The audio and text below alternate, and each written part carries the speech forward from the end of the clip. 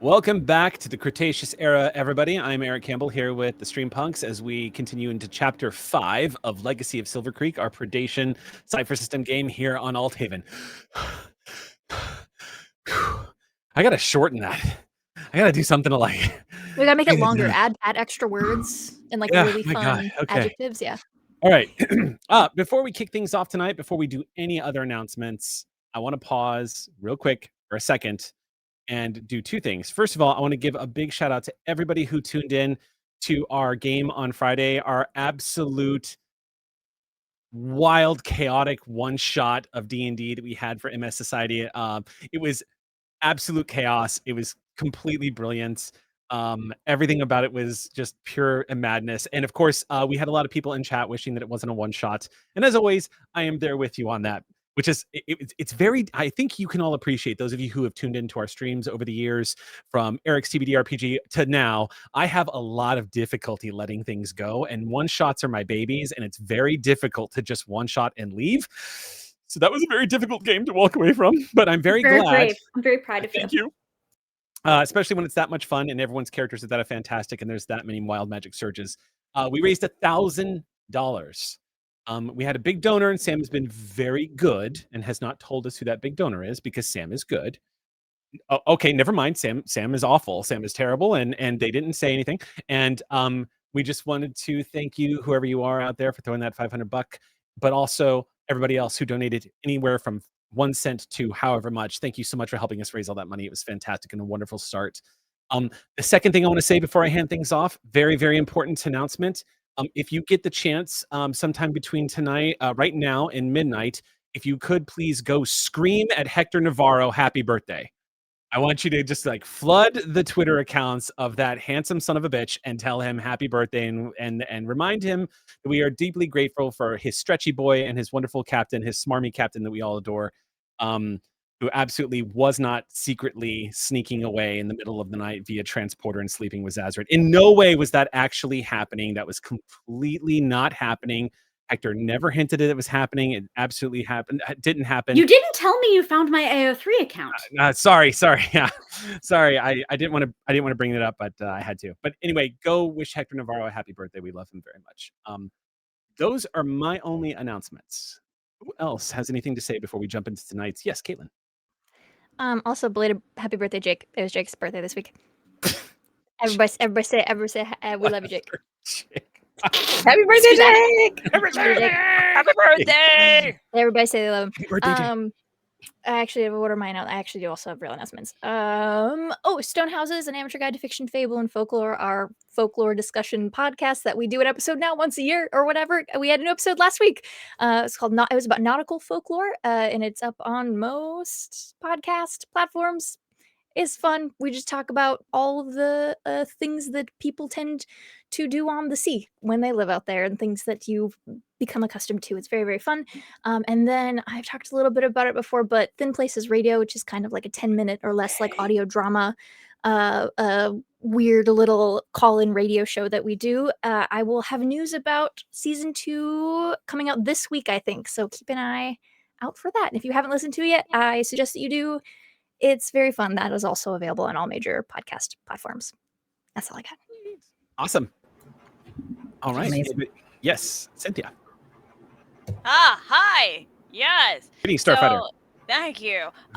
First off, Eliza and I had the pleasure of being on Geek Republic? Geek Public. Geek Public, where we played I led my first Vampire the Masquerade game. Yeah. What? Yeah. GM now. She was such a good storyteller. Not Nobody surprised died. at all. Nobody died. No final death? Not yet. No, not that time. One of these days, I'm gonna beg one of you vampire storytellers to let me play my all-time favorite vampire character. Come play. One of these days. Come play with me. But if you want to check it out, it's also kind of in like a podcast version. It's Geek Public. I believe twitch.tv/Geek Public. You can find them on YouTube. I'm gonna check for Twitch actually. Yeah, they're all over the place. But we also did a whole bunch of other podcasts. So I talked about my cancer journey on one of the episodes. So if you guys would like to hear, both scientifically, emotionally, physically, and mentally about my cancer journey, it is all on there. It's about an hour's worth of me talking about everything. But I do get into the science of it, which I really appreciated them allowing me to talk through like some of the drugs that I had to get through and why and all this kind of stuff. So that was kind of fun. Talked about horror. There were so many different topics that we all talked about. So go check that out. It's going to be fun. And then on the flip side, I am also going to be running another BTM game. It's for Hispanic Heritage Month. So I will be doing Roll for Hispanic Heritage Month. It's going to be Saturday, October 7th at 5 p.m. Pacific Standard Time. I'm going to be running kind of something similar that Eliza already kind of went through. I'm going to do, I think, the other side of it, or I might do something that's based in Puerto Rico. We'll see. That's all I got. All right. Thank you, Cynthia. Eliza, did you have something? I do. So Geek Public on YouTube, not the one on Twitch though. Tricky. There's a different Geek Public Radio that seems to be other people. I don't know who they are, but definitely the one on YouTube, run by our friend Ryan Omega. So yeah, I'm definitely gonna plug my now 2 interactive fiction things. But before I do that, I just want to say I'm in a short film called Illegally Brown. And it was like an almost entirely brown, black, and female cast and crew. And my good friend Gabby Lugo, who's an incredible producer and director and writer, did this short film. And we shot it like a year and a half ago. It is in a bunch of festivals right now. And this weekend alone, it's screened in like 2 or 3 festivals. I went to one of them. But Catalina Film Festival awarded us Best Comedy. What? Congratulations. Holy crap. That's awesome. So, yeah. I don't know when you can see it, but definitely go follow Illegally Brown on Instagram. It is a very, very awesome short film that is going to be someday either a feature or a TV series, or who knows, maybe both. It has so much potential. It's really, really funny. Even just alone as its own piece, it's brilliant. Go check it out. And my other announcements are go check out verse.game. We are very quickly approaching October, which is when we are going to make a presence at New York Comic Con. And we're going to announce what we're doing with verse.game, this brand new, beautiful gaming platform.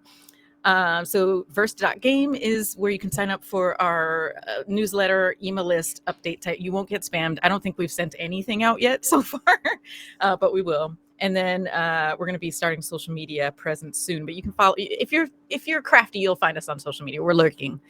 And then of course Storyloom. I'm Apiza Liza on Storyloom. I realize it's not Aliza Pearl. It's APIZALIZA. Those are my stories. Welcome to the Blood Bar, Anaya the Hunter. Go check those out. Those are my updates. Yeah. Cool. Thank you very much. All right. That's a lot. That's awesome. Thank you. All right. And Noir, yeah. Just really quickly, the One Shot Network podcast audition is still going on. Please check it out and tell folks nice things about me. You can lie. And also, tomorrow You won't need to. Tomorrow is our coffee game. The last time we got together, we dove into the world of imagination, distilled back wonderful stories written by terrible people. So we're going to see who we're going to rip the story from next time. Excellent. All right. Thank you very much, Noir. Do we have any other announcements before we jump into tonight's chapter 5? Yes, Sam. Hi, yes, I'm Sam Tlef. So after I got to play with many of these lovely humanoids for the stream to Stop MS, I had a second opportunity as playing an Aarakocra monk in the Infernal Goose Chase. Kelly ran that, right? Did Yes. Kelly run that? That's amazing. Beautiful job, by the way.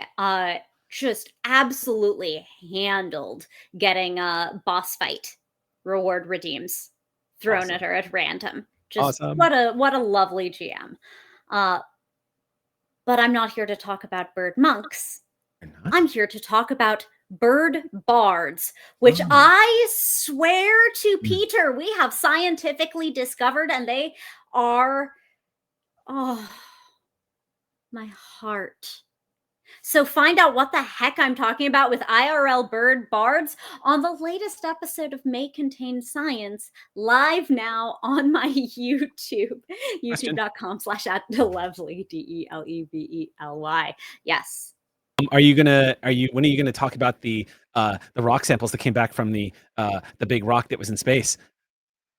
Because I'm looking forward to that one. You gonna talk about that one? Is that coming up soon? Eric, literally, why did you spoiler it? Oh. Eric, that's tomorrow. Oh, yeah. Okay. Sorry. Yeah, sorry. So everybody tune in live tomorrow morning. Yeah, everyone tune in line tomorrow morning. First stop for the science is on Morning People on Twitch at 8 a.m. every Tuesday. You learn about rocks. But for now, dinosaurs. Dinosaurs! Let's go ahead and jump into tonight. Chapter 5 of Legacy of Silvercreek.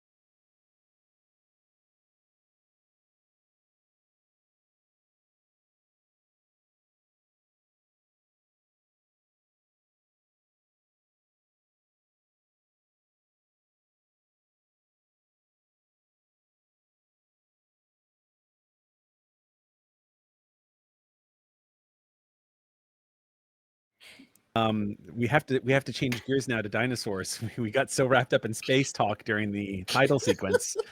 We have to. Oh, we're not in space. We're not in shoot, space. okay. We are back in the God, Cretaceous Okay, period. okay. Are you sure? Pretty well, not anymore. Not when you put it like that. Now I'm confused. Where we last left off in the Cretaceous period, Silvercreek had just been slammed by what they believe, what's been kind of vaguely suggested, was either the remnants of a hurricane or a hurricane itself. Incredibly high speed winds, floods, slashing rains, thunder, and lightning. It all came crashing down onto Silvercreek, just as it had been ominously predicted the past 2 chapters, as you had seen it coming in from the distant east. What you didn't expect was the time terror that came with it. It manifested in the middle of the storm itself. Time terrors, is a quick recap for those who are joining us for the first time in audience. Time terrors are a lot like time anomalies. The only difference is time anomalies are much smaller and usually completely benign, and many times beneficial, as they are how you, if you interact with a time anomaly, there is a very good chance you are going to receive a cipher, which is a good thing. Time anomalies are these strange glitches in space-time, and no one truly understands exactly what causes them, what their point of origin is. There's theories, and no one fully understands how it is that the ciphers are able to translate directly the way they do. However, what they do know for a fact is the ciphers that come through time technologies are advanced. They come from the future. They interact directly with nanotech inside the DNA of a human being, giving you all advanced abilities and unique things that you can do for a one-time cost. Time terrors are different, though. Time terrors vary in size, but are usually the size of a small storm. They are huge. And what happens inside time terrors is so unpredictable, so absolutely chaotic, that they can be lethal. Inside time terrors, space-time stops behaving, stops making sense. Events will take place and happen either all at once or in slow-mo like bullet time, or they will splice with previous events and future events happening all at the same time. You can never trust what you see in a time terror. You might be experiencing future events that will never happen because of a choice you've already made.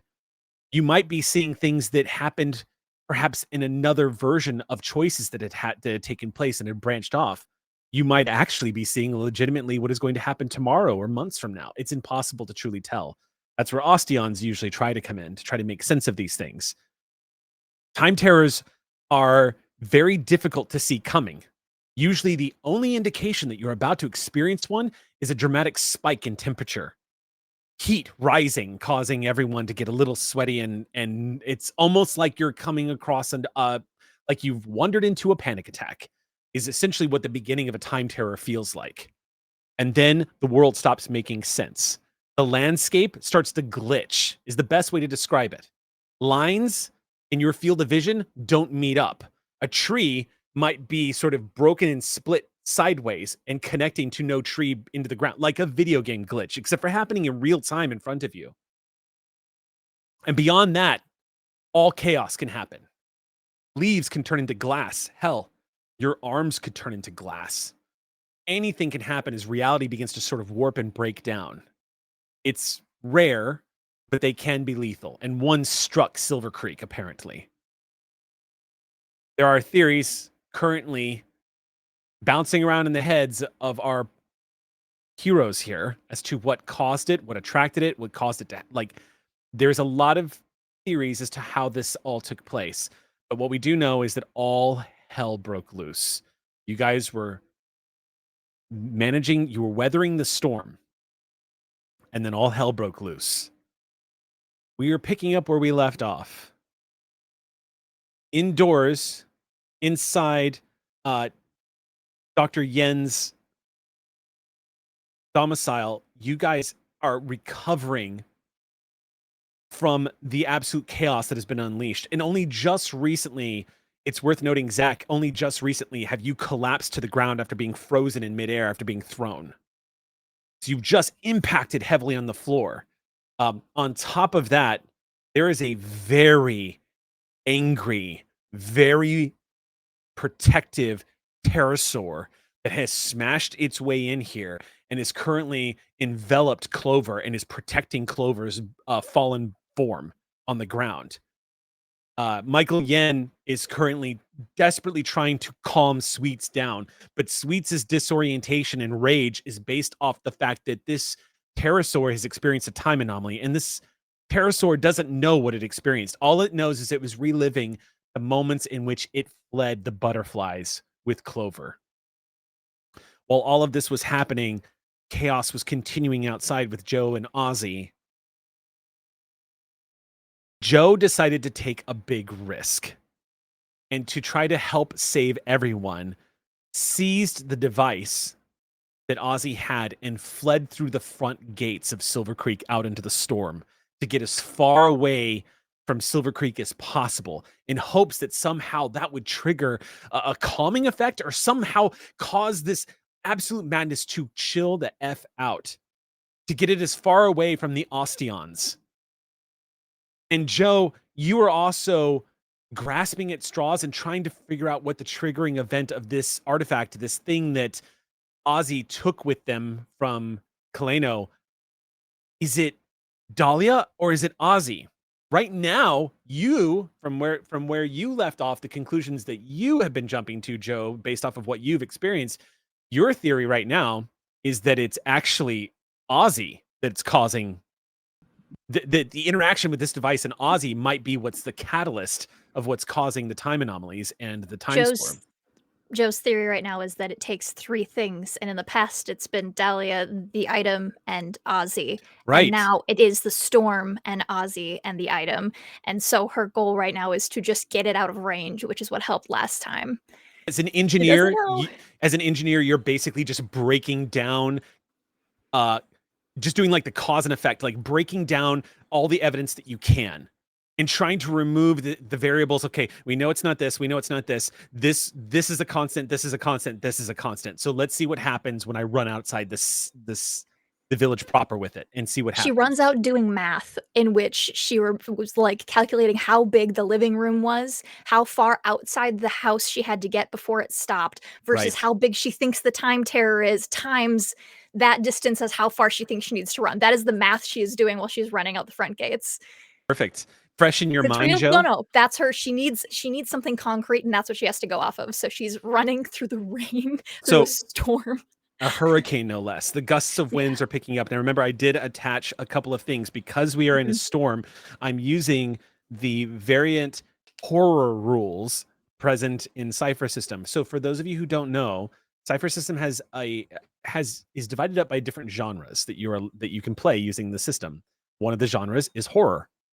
In the horror system, you inform the players that you've entered into a horror scene. And when you have done that, what happens is as time ticks on throughout the scene, to increase the pressure and terror that is experienced, the threat range for a GM intrusion, which is normally 1, starts to tick up. Where we last left off, if you roll the die and it's between a 1 and a 5, I get to intrude. It's a critical fail.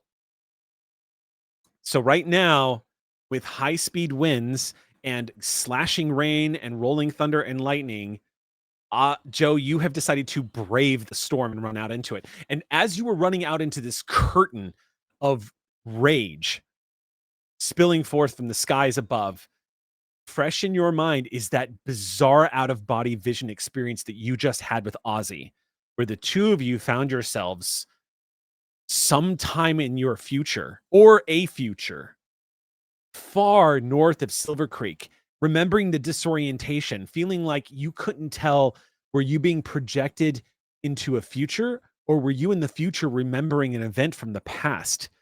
It was you had almost no like orientation. You had no center in order to you had no horizon. It felt like you were spinning in a 3-dimensional space with absolutely no point of reference. Now, running into this curtain of rain, Silvercreek has immediately vanished behind you in the oncoming deluge of rain. About 20 feet outside the gate, you can't see behind you through the rain anymore. And the wind is literally gusting you to your left and right, battering against you. You're charging through these huge, tall leaves, this tall blades of prehistoric grass. It's She's whipping counting against you. steps, by the way. That is, I want to say, like, she's doing her math, leaving. She's counting 30, how many steps 31, she takes. 32. Yeah. As you're like shouting, That's you the can only barely thing, hear yeah. yourself Yeah. over the Yeah. roar of the wind Mhm. as you are charging out into Calming, and also to be used later, hopefully, possibly to get back. But that is Okay. her. Mhm. Ozzy, you have just watched Joe vanish through the gray haze. You can make out the looming form of the front gates of Silvercreek close to about 100 feet away. And you can tell from the shadows of the walls that surround Silvercreek that the doors, the gates, those great gates that are always closed, that are always kept closed. Piper keeps those closed at all times, especially during emergencies. You can tell based off just the shadows between the rain that those gates are open. For whatever reason, they were open now. You are currently just like covered in mud. And the wind is battering you left and right, causing you to stumble. To your right, about 45 feet to your right, is the open door to Michael Yin's place where all the chaos is happening. It's sort of like at an angle, but about 45 feet away. And about 60 feet away to your left, also at an angle, not too far, is actually the domicile in which you all left Dahlia to rest right before the storm hit. We're going to pick up with you specifically, Ozzy. What is happening right now? What are you doing to make out of all of this chaos that's happening? I can't go after Joe, and Joe should not be out there. And Joe should really, really, really not be out there alone. So, I think I need the really tough, stoic guy to go help Joe or something. The survival expert. They'll as know it what were. to do. Yeah. So I want to go back into Michael Yen's place where I'm sure everything is fine. I'll bring a few pizzas. Okay. I'll just be Pizza Troy here. Okay. You pull your hands up to your eyes, and you literally have to lean your body weight towards the wind as you push yourself back closer towards the front gates. At one point, I'm going to need you to make a quick roll here. This is going to be a strength check, keeping in mind that because of the environment right now, the environmental factors, I'm not going to adjust the difficulty so much as I'm just letting you know that the GM threat range is still 5 right now. So 1 through 5 is a intrusion. So go ahead and make me a strength check, and it is a standard difficulty. So you're going to need a 4 or better. I'm sorry, a 12 or better, so a difficulty of 4. Oh. 12 is standard now? Sheesh. 50, the baseline difficulty where 50% of people who roll that succeed is 4. It's the baseline difficulty for Cypher system. Makes sense. I mean, applications of effort and so on. So right now you need a 12 or better before you do anything else. My preference is to elect to fail, but I know we're intrusion fishing, so I'll partake. Alas, I disappoint you on both counts. It's a 13. Okay. I'll do better next time. The rain stings as it hits you at the speed in which it's moving. It's slashing against you. You manage to push yourself forward, and using your body weight, you kind of create a neutral ballast, not falling forward where you should. You manage to reach one of the pillars that keeps up the awning just outside of Michael Yen's place and grab hold of it like a lifeline, pulling yourself close. You get a good glimpse at what's going on inside. Over the roar of the rain, you can hear the screeching of Sweets. You kind of lean in before you pull yourself into the doorway, and as you manage to pull yourself in, soaked to the bone, you stop and notice Sweets is in here. Furniture, tables, everything has been overturned. You see liquids all over the floor, water spread out everywhere. Sweets has tracked in all this mud. You have no idea what the hell is happening here, but you also notice that on top of all the chaos, you see that Zach is on the ground, slowly starting to pick himself back up. You see the foot of Clover peeking out from underneath one of Sweet's wings.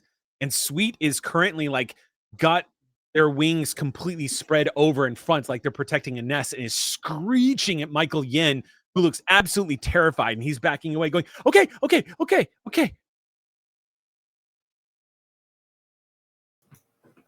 Oh. Is this a bad time?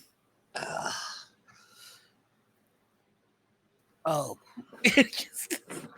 Yeah, Zach, you are slowly starting to come to as well. You probably are just trying to reorient yourself because you were locked in time for a split second there. Yeah. It feels like you are waking up from unconsciousness in a state of total chaos and trying to get your bearings. You see standing in the doorway, it looks like Ozzy, who looks a little like a deer in headlights, trying to figure out what the hell is going on and what to do. And then you see the scene about 10 feet away from you. Sweets is right next to you and is not being friendly right now. Sweets looks like they are in full defensive mode over what you are certain is the fallen body of Clover. Okay, so I'd like to make a correction from last week. I actually discovered how Walking with Dinosaurs works now. Okay.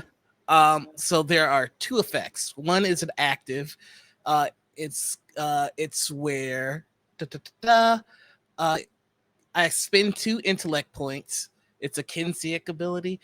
If you spend 1 round reading the body language of a nearby dinosaur, including your companion, you gain an asset on interacting with dinosaurs for 10 minutes. Okay. Action to initiate. And that's awesome. Then the second part of the ability is read the signs. You're always watching the creatures around you to see what they're paying attention to. You are trained in initiative and assessing danger when you see a living dinosaur in the vicinity. And that's an enabler ability. Okay, so that's always active. Yeah. That's brilliant. That's really smart. Okay, cool. So I think immediately it's gonna be the Kinsey ability where I'm gonna spend 2 intellect points. Okay. And take a round to just I wake it up and I see a screeching pterosaur. So that's where the focus is, and I'm trying to understand the situation from Sweet's perspective. Okay, I'll give it to you. Now you normally play Sweets, right? So I'm gonna assume Sweets. I'm gonna assume Sweets' role here. Sweets is in full on like Mother Goose mode. Does not want anyone coming near Clover. Is treating everyone around Clover like they are a threat. Like you get the impression Sweets is in a panic mode, a fight or flight mode, and is protecting Clover from harm. Does not seem to identify that everyone around Clover is an ally. Okay.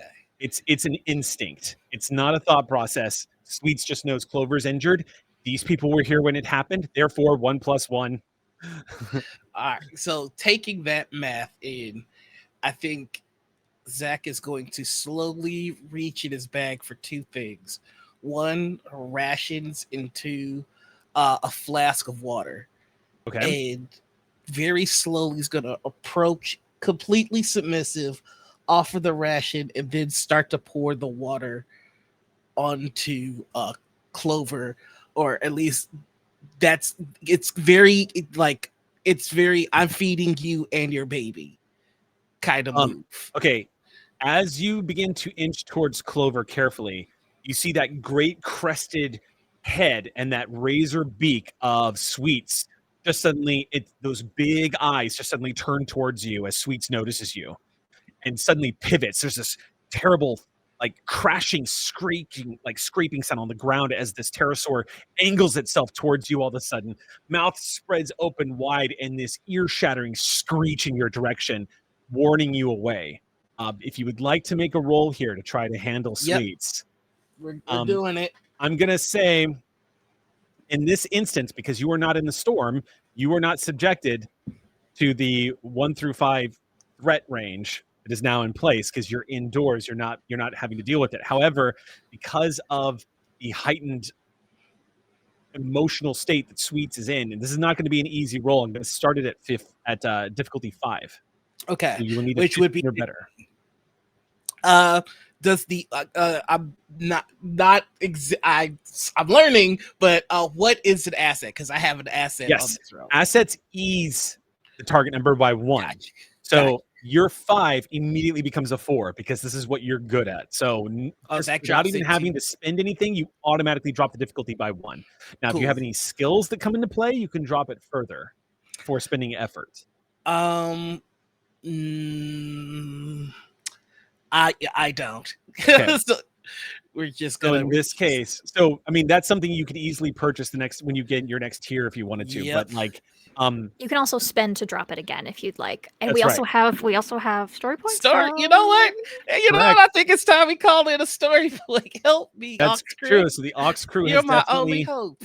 Yeah. So, all right. So then at 5, so it Mm-hmm. starts at 5, and then you have your Walks with Dinosaurs ability, Mhm. which immediately drops it down to 4. And then you were going to spend a story point, and because of our membership tier, this one comes from This is from Leo Ambermain. So Leo Ambermain's giving you a story point. That is immediately going to reduce it down 1 more. So 5 drops to 4. 4 now drops to 3, and you need a 9 or better for spending effort. Just real quick, you said if I have a skill. I'm not sure if this is a skill, so I'm asking. Yeah, fire away. When it says read the signs, the last part of that is you're trained in initiative and assessing danger. Then if this was an incident where I was having you roll for initiative or trying to find out if you were about to die or some such, like Gotcha. anticipating a surprise attack, then you would automatically be trained. You would lower the Cool. difficulty. It doesn't really count here. You Cool. know you're in danger. That makes it clear. Here we go. Yeah. That is a 17. You succeed. As you creep closer, there's a moment where Sweets tenses up. You see that it's not so much your action. Sweets seems to recognize you.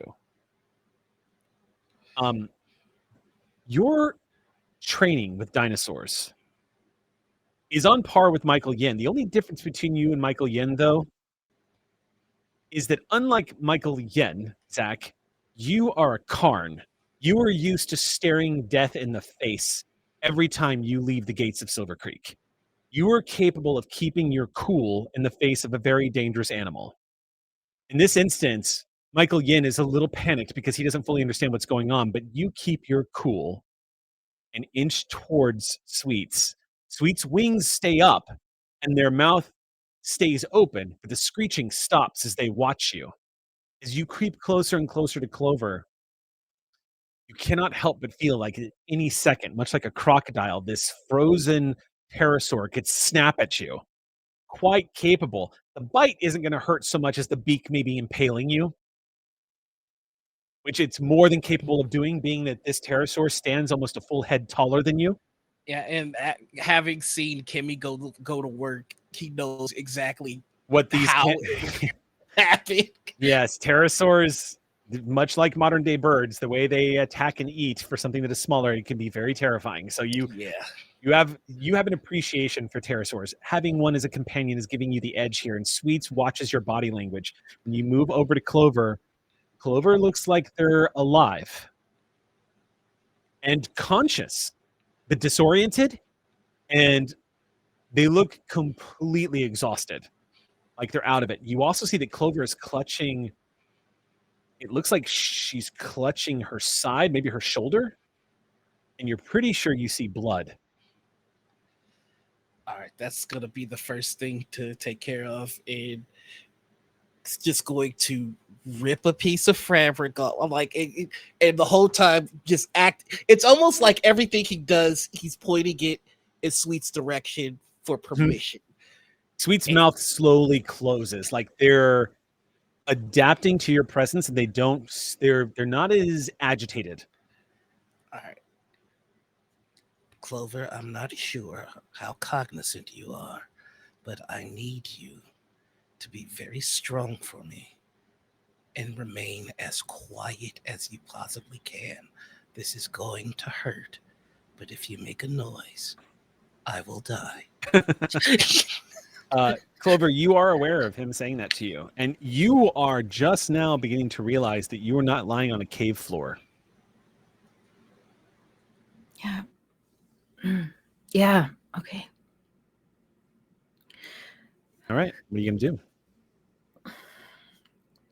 You're muted, Noor. Of course I am. All right. Basically, just want to put a wrap around the wound to stop the bleeding. Okay. Just a basic tourniquet. I'll roll for it if need be. I don't have no. anything. Okay. It's just we're not really.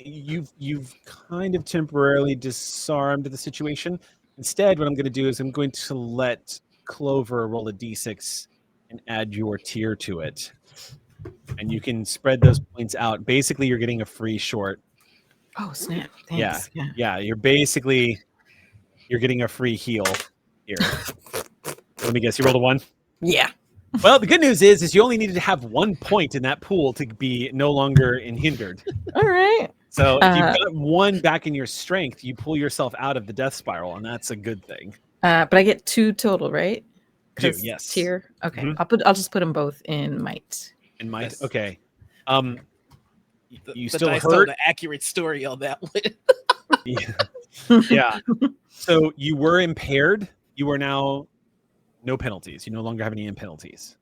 So as you feel sort of the jerking sensation as a tourniquet goes around your shoulder, you get the impression Zach's done this many a time.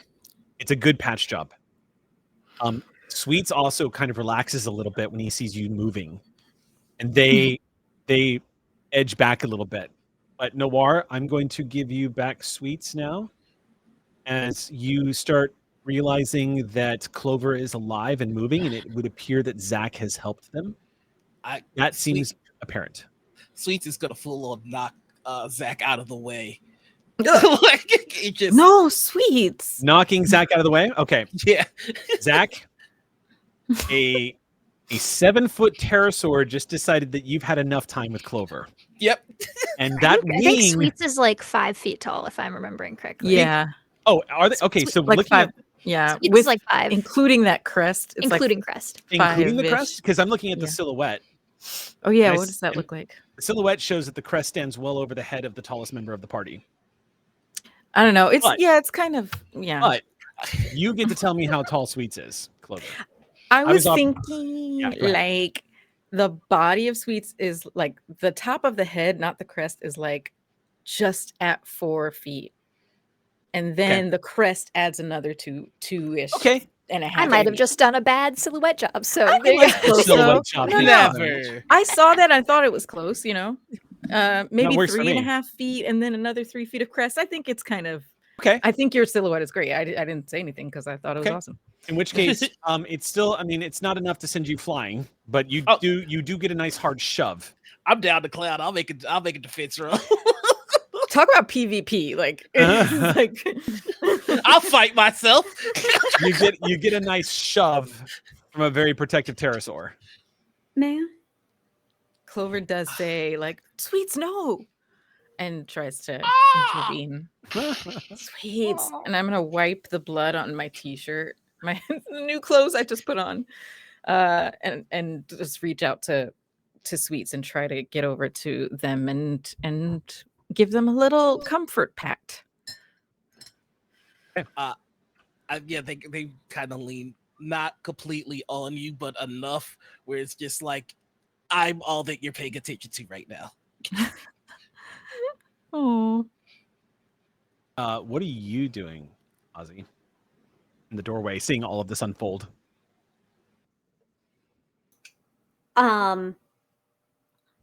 Related question. Michael Yen. Status. He looks like he's got a scratch on the side of his face. It's not deep at all. It just looks like a scratch. He just looks mostly nervous.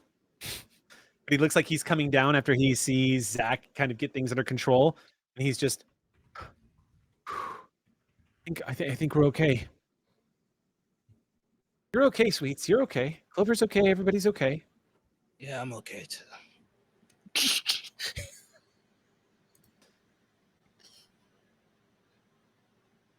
Nothing feels okay, though. Okay, so the answer to busy was yes. Is there anything I should be getting? That's blood. And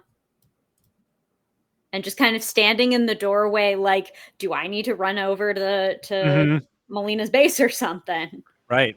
Because the answer to busy is yes. Yes. Yeah, bad time. Yeah. Fair. Is the Um, door open? Yeah. Mm-hmm. Yeah. There, Yeah, and I'm Ozzy in is the in the doorway. doorway. Mm-hmm. Excuse me. Why is the why are you out? Why were you outside? Because my friend just ran out the gate. Zach does like a quick count.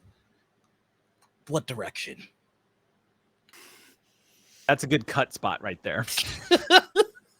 We are going to find ourselves in the domicile of Dahlia, who up until this point has been having a fitful dream. Dahlia, ever since the first episode where you found yourself having these strange flashing visions, you have managed to sort of realign yourself and come back into your body and feel things out, and everything's kind of chilled out. You have always had control every single time you have dipped into visions of the future, of the past. Anytime you've left your body, anytime you've had an experience where you have interacted with time, you've managed to have some measure of control over what was happening. It's been incredibly difficult and rare when you have ever lost any modicum of control. To have been taken on a ride the way you were last time, however, has been curiously physically exhausting. None of your vision quests or like journeys or flashes have ever delivered to you a sense of physical fatigue before. It's always just felt kind of like a fever dream that you wake up from and try to grasp memories of.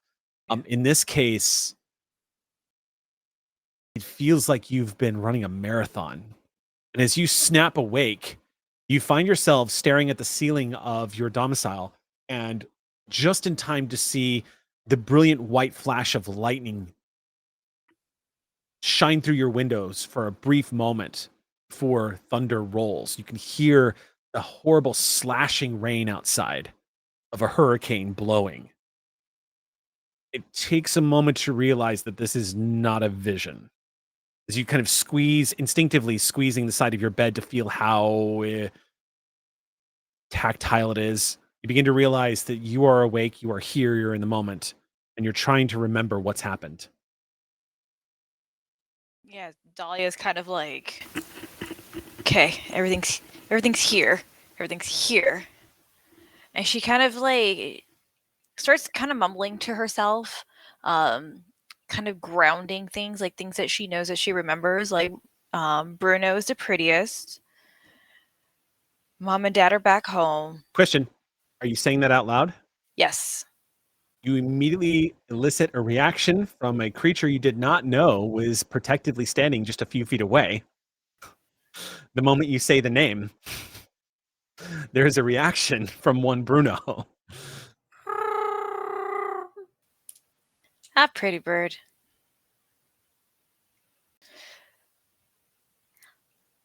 He wraps his neck over your shoulder and digs his beak in just a little bit for you not being okay.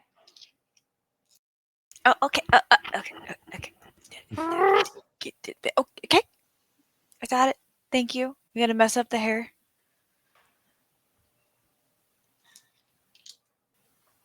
Yes, you are prettier. I know.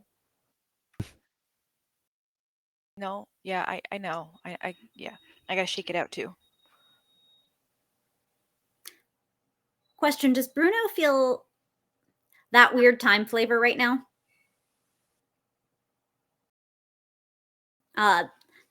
He has Temporal Hunter.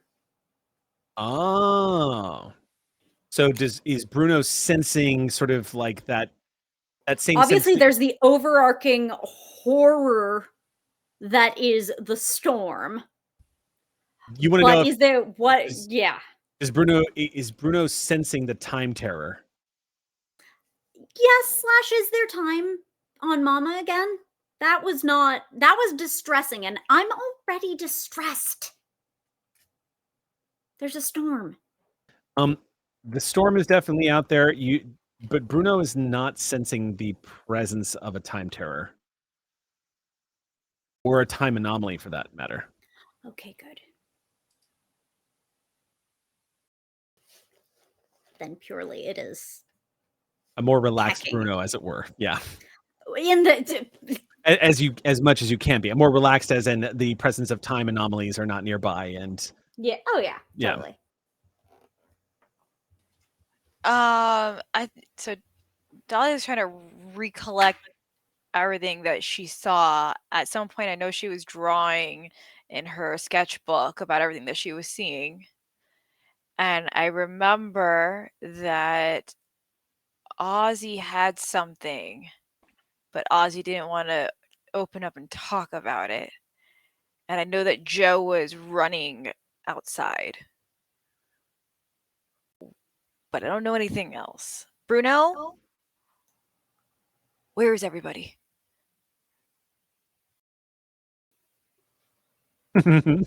Yeah, great. You're just as lost as I am.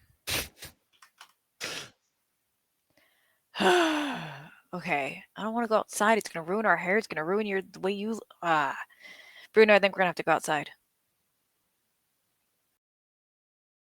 I know, I know. Don't give me that look.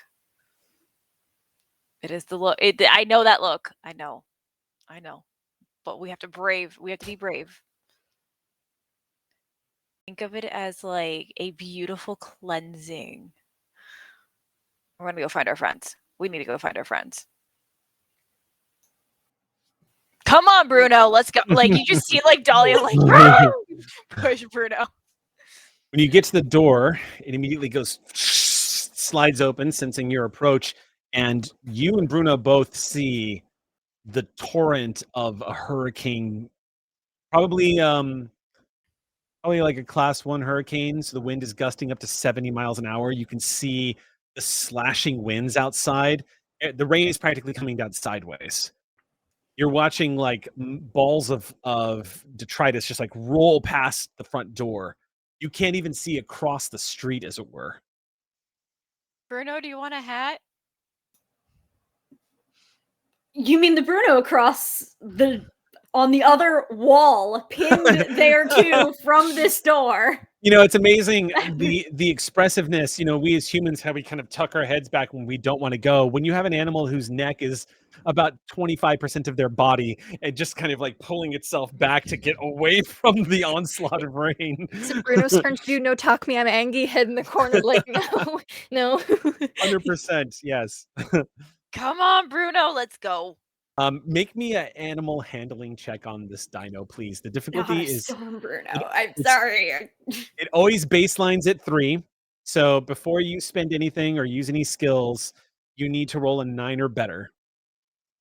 Moi, correct? Yeah. And this is to see if Bruno understands and was going to go along with what you're asking Bruno to do. I got an 8. So Bruno, I leave it to you to interpret how the big no takes place.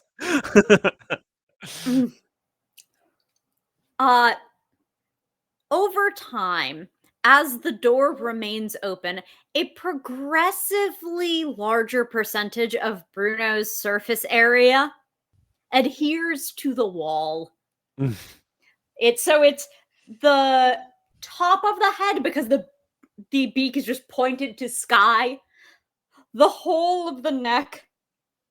The back has now curved, and the sitting is not normally, so that just as much as Bruno can be away from the door, at which point lightning, then thunder, and the resonance of the thunder against the wall reminds Bruno that wall is also lava. I feel like this is like a Scooby-Doo and Shaggy moment, because Dahlia definitely at the like thunder like runs and like jumps to like Bruno like not Center happy of the with thunder. room, they're just not having it. Okay. Should probably try to like call somebody. What? Like,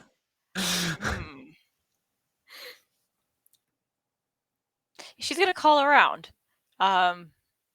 Communication device. See where people are at instead of actually running out into the rain. So I'm sorry, who are you calling out to?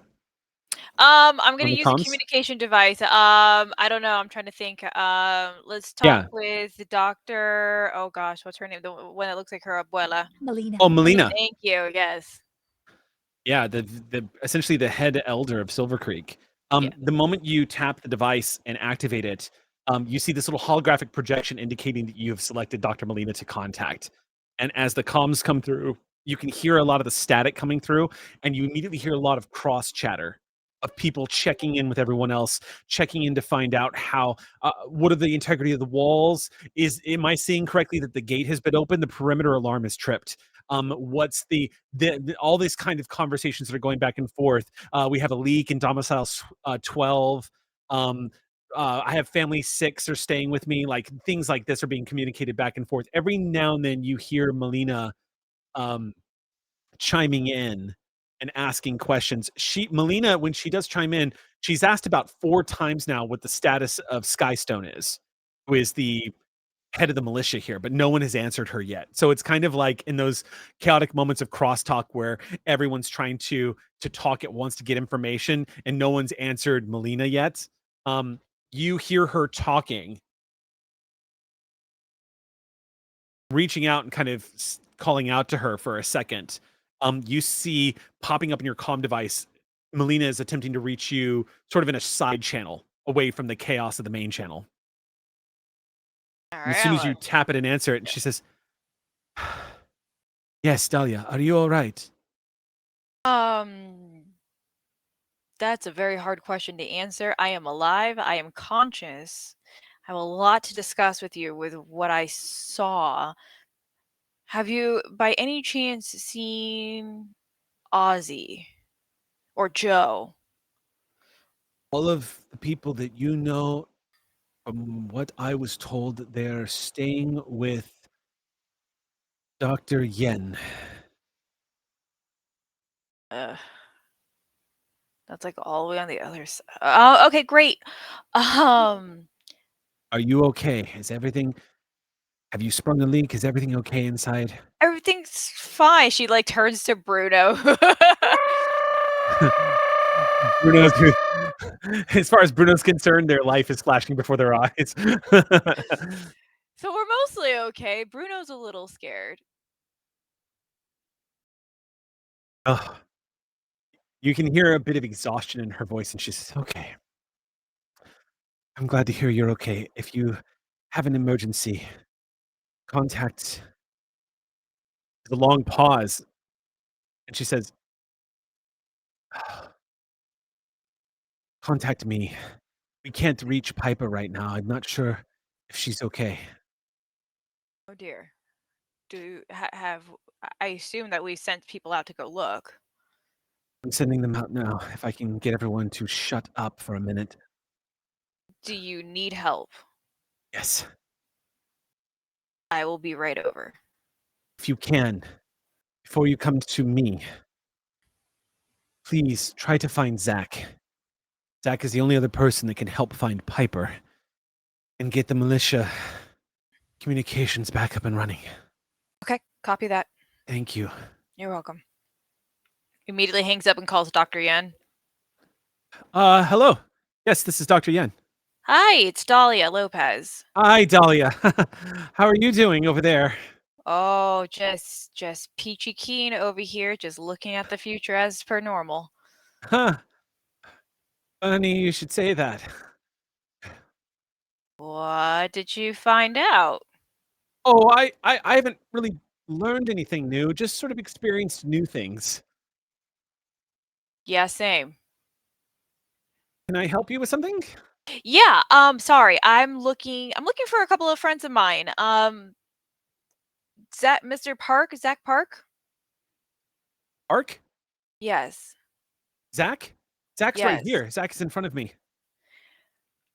Wonderful. He can hear you. Let me just taps his comm device, and you all can hear Dahlia speaking out loud now to Yen as he kind of raises his hand, taps the device, and says, they can hear you. Go ahead." So Dahlia's voice has been strained for this entire time, and once she knows that like her friends can hear her, like she basically was like, Zach, where the fuck is Piper? Another one. What do you mean All right. another one? One of the individuals here, I believe, the name was Joe, ran off in the storm. Are you kidding me? No. There's only so many times that I could look into the future to see if people are safe. We have to keep them contained so that I don't have to do that. We've gone over this. Okay, easy answer. She's not safe. Hi, Dahlia. Are you doing okay in the storm? This is Ozzy, by the way. Ozzy. I'm fine. Actually, if you guys could come back to me, that would be great. Because we have some discussions to have. I need to know what direction Piper was last seen headed. Okay, well, Dr. Molina is putting together a search group, and she has requested your presence specifically, and she wanted me to come find you. And it's too rainy. My hair's going to get too messed up. Bruno is too pretty to go out in the rain, sopping rain. So I think at that point you just hear footsteps. And Zach is like, I don't need to hear this part. There are Clover. I'll go ahead and feed you this as you see Zach pull himself together and start heading out the door. It is known to you that of all the people in this room, of all the people that are in this group, you are the only other one with the survival know-how to find somebody who is lost in a hurricane out in the wilderness. And you watch as Zach kind of just stiffens up and starts marching towards the door, straight towards Ozzy to head out into the storm. Hey, wait. And I kind of stand up weakly to Zach. Yes. Hold on. I want to like gesture to Zach to come to me and Sweets to come to me. I'm sure Sweets is already right there. Yeah, Sweets is definitely close to you. Yeah. I'm trying to remember above game. Noir, did Zach try the goggles and didn't like them? Yeah, he did not like them. Okay. Well, okay. I'm gonna like stroke Sweets on the shoulder wing, Okay. and Yep. kind of say, he needs your help now. Okay, I'm okay. Just go. Where am I pointing? See, I don't know how tall Sweets is. What am I doing? Like up here. Go with him. It's just more of a Sweet's body weight on you, like a No, I'm okay now. Okay, go with him. Can I roll for this? Yeah. If you were Every trying to dino get- rebelling. yeah, if you were trying to get Sweets to behave in a certain way, then yeah, make your roll and Yeah. find out. Yeah, go ahead and make a roll, and then find out. The default difficulty is at 3, so you need a 9 or better. Okay. Do I risk it or believe in spend you. a story point? I'll spend a story point. I think All this is going to be right. hard because Community of to the what rescue, just Ox happened. Yeah. Crew. This is going to be coming from one Breeks. Breeks. Thank you. Breeks, master of the Breeks bomb. Drops you a story point, so you're going to get a free asset. So that's going to drop it down to 2. So now you need a 6 or better. Well, I rolled a 16 and it was by mistake. It slipped out of my hand. Nicely done. The fates intervene. Yeah. Yeah. Sweets basically. I leave it, of course, to the player to interpret it, but essentially the command is successful. The interpretation or understanding of what is to happen is successful. I think, yeah, Sweets is gonna lay off you and then look to Zach. Zach is gonna look to Sweets, and Sweets is just gonna follow way too closely. Like, if I'm gonna do this, I'm gonna be as obnoxious as possible. Right, yeah. And I'll tap the goggles and say, okay, Sweets, I'll be on comms, okay? We need your bird's eye view. I don't know if Sweets understands. But I feel like when I tap this, Sweets probably knows like we're gonna be doing aerial. That's You just kind get of that the big point. bird Yeah. nod. There you I go. should- There I you should go, give buddy. I should give you a quick, just as a quick reminder, because I should have done this the moment you decided to include your pterosaurs. Any flying that happens right now is going to Oh, be that's right. almost lethal. Oh If God. a Okay. pterosaur is trying to fly right now, they are absolutely going to be fighting 70-mile-an-hour gusts Okay. of wind. Well, I think Zach would have keyed you in on that. Yeah.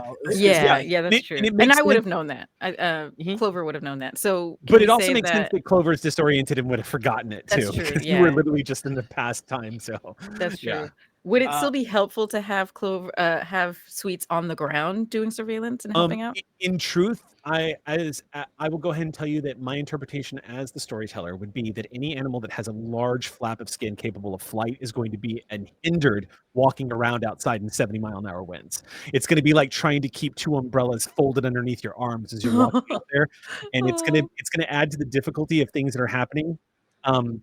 Sweets and honestly, Sweets and Kimmy both are probably Out of commission for this. Okay. The storm is just going to be really dangerous for animals that aren't, an animal that weighs a couple of tons probably isn't going to have to worry as much. But animals that are a little more lightweight and they can fly, it's going to be dangerous. Did you have something, Sam? Oh, just if Zach's cluing into that, Yeah. Sweets can't come along to help. Vern doesn't fly. That's true. Early Is mammals Vern have in the skill in backpack tracking. Is the And- question. And in truth, of all the animals Mhm. that would be at the least amount of threat of these high winds being so low to the ground, Vern is probably the one most equipped. Can't cover as much ground as one of these bigger ones, but man, you Also don't have not to worry good about for being flooding. Yeah. Vern is not specialized on the in ground right now. perception, But, yeah. trained in finding and tracking. That's true. That's true. Vern's a clever little mammal. So to the question of Mhm. whether Vern is with me, I think I know I handed off a bag. So partially this is an Eliza call. I believe But- I was under your armpit. That's But yeah, I was I not in the have bag. I have an armpit baby. Also, I think given that my first concern was Vern last time I got the bag back, I don't think I hand off without the baby. fair enough. Yeah. No, I'm too. I pretty was worried sure- about that yeah. for a second. Like after last week, I was like, "Oh my god, do I have the baby?" No, you don't have no. Thank God. Not the baby. So Not that yeah, baby. Zach is just going to say, while I appreciate the gesture, the winds are simply too much for both Sweets and Kimmy. Besides, Sweets is more comfortable protecting you, and I would rather have a comfortable Sweets than an agitated Sweets. Right. I forgot about the winds. Yeah, you're right. Yeah. In all fairness, it looks like you lost a lot of blood, so Yeah. I'm gonna go sit down. She like woozily staggers back over to the couch.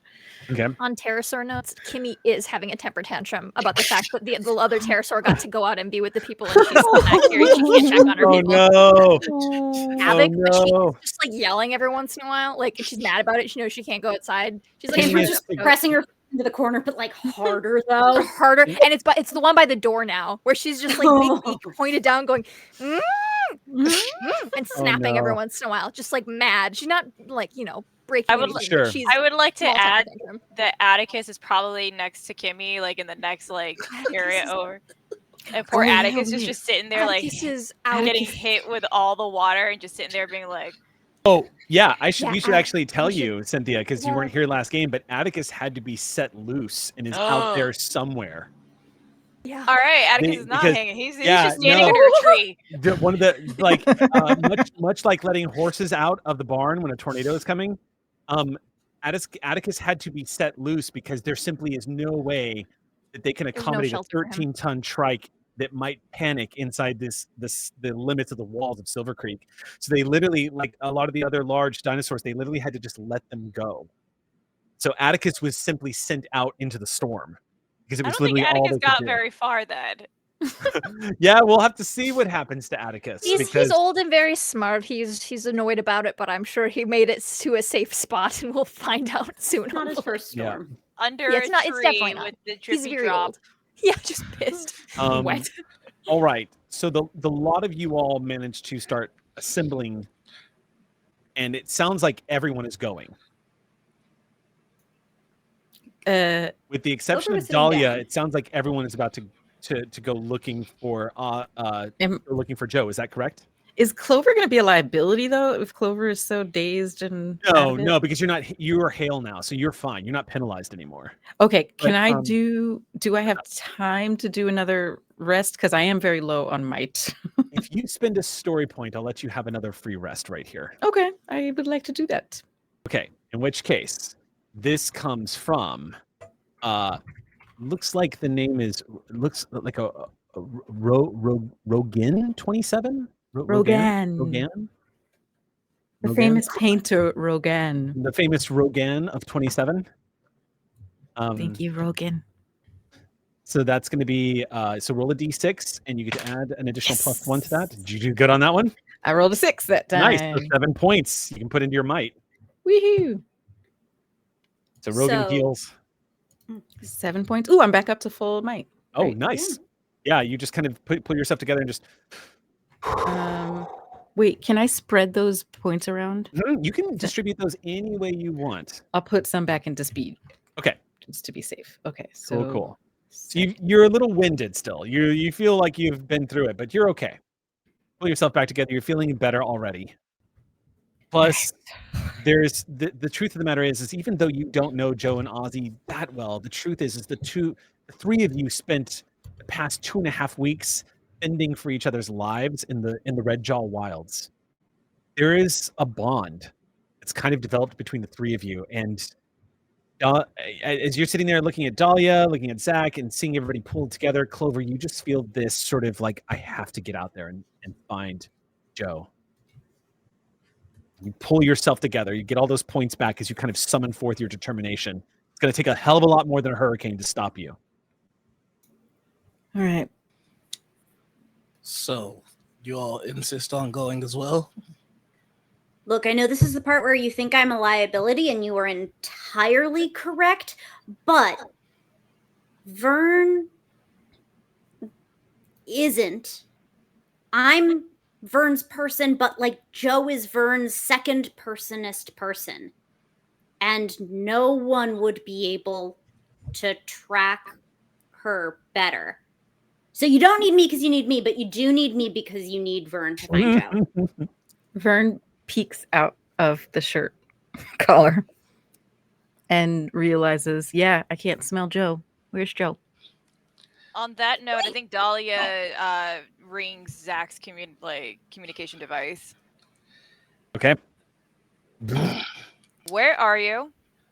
We are on our way, but before we go, I just need to make sure that the people traveling with me are aware of basic safety. I'm going with you.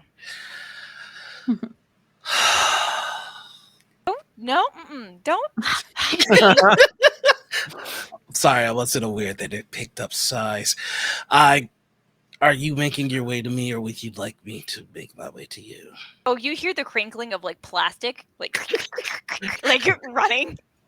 You probably see in a distance, like clear raincoat and like a clear, almost like a plastic bag bubble over her hair. You just, I'm coming. Just hold tight. While she's running, I would like to try to trigger a premonition of hers. I would like to use some of my intelligent points. Okay. My Yeah. intellect points. So what's that ability do? That ability, premonition. You learn one random fact about a creature or location that is pertinent to a topic you designate. Alternatively, you can choose to learn a creature's level. However, if you do so, we cannot learn anything else about the whatever. So what I would like to do is try to have a premonition to see if I could see where Joe is at.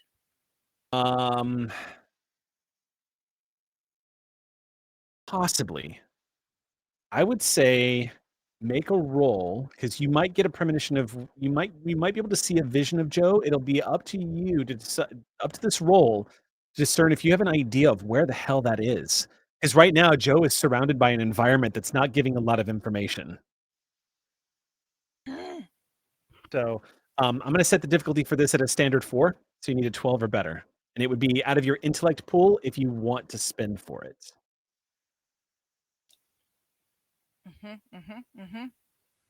So roll a d20, and do you have to spend any points to use premonition? I think it's like intellect points, right? So yeah, 2 intellect points. But you have an edge, don't you? An edge rating of 1? I do. So it's only 1 intellect point. Yoink. Yay! So just a d20, correct? Yeah, just a d20. You want to roll 12 or better. I got a 13. This die is just like I like the 1. Yeah, it likes to keep you on the edge. All right. Nalia, it's become kind of second nature to you, whereas most people can just look out onto the horizon. You have this ability to sort of tap into that. It's almost like a feeling more than it is a focus. Like you're capable of listening to things that aren't being said, seeing things that most people aren't noticing. As you trudge out into the rain, 2 things strike you. First of all, it feels immediately when you step out into the rain that the rain has already started to calm dramatically. Looks like it's not the gusts of wind are nowhere near as powerful as they are. That moment of calm gives you a second to just kind of focus on seeing Joe's face and where they are. You see determination. It's the best way you can express this determined look on Joe's face as they are charging into just a curtain of gray. You see water slashing across her face, but she doesn't seem to care or notice. Every now and then she just reaches up and squeezes water out of her eyes and keeps running. She's clutching something in front of her. She stops for a moment and raises her hands up and starts looking around, and then trudges forward. She's gotten some distance because it looks like she's near tall grass. And Can I as you hear the numbers that she's counting? yes, she is over 1,000 at this point. As she is like trudging forward. The grass goes up to about her knees and she is like dashing through it. But what you notice is what she doesn't seem to realize is that the mud is getting thicker around where she is trudging forward as she is pushing on and on and on and on. Everything in your body tells you that she has just run north, which is the gates of Silvercreek. They face north. So she probably just ran out of the gate and kept going until you do get the sense, though, that she's being very calculated by the fact that she is counting her steps, which tells you that she's probably intending on stopping at some point, probably soon. Okay. So Dahlia is like, okay, tall grass, 1,034, mud, lots of mud, north. Hi. Hi. Did you guys hear all that? Did you? Tall grass, mud, 1,034 north. Set hike. I saw her. She's going straight ahead. 1,034. What is that supposed to mean? Who speaks engineer? Your ears perk up a little bit, Clover. You're like, 1,034. Can I roll to see if Clover would put two and two together? I feel like she could, but I don't want to just you don't have to roll. As a tech, you've gotten to know Joe a little bit. Joe's train of thought. Joe is fueled by the same infectious joy of when it comes to technology as you. A little bit of a different arena, whereas you love just getting your hands on gadgets. Joe is very scientific minded and is very, very into like the interactivity of cybernetics with biology and whatnot. You are kind of jack of all trades, just love tech everywhere. So the two of you kind of share a language, and you're sitting there listening to Dahlia just spit out numbers that she heard coming out of Joe's mouth. Takes you a moment before you realize, in a full run and her determination and the numbers that she is counting off, you think what you're hearing Dahlia say is that Joe has run a little over 1,400 steps north of Silvercreek, which would put her over half a mile away north of Silvercreek. You have to imagine, too, that the wind blowing has probably actually helped propel her forward a little bit faster than the typical. She's got some wind working on her. Which way is the storm going? Well, the storm is churning.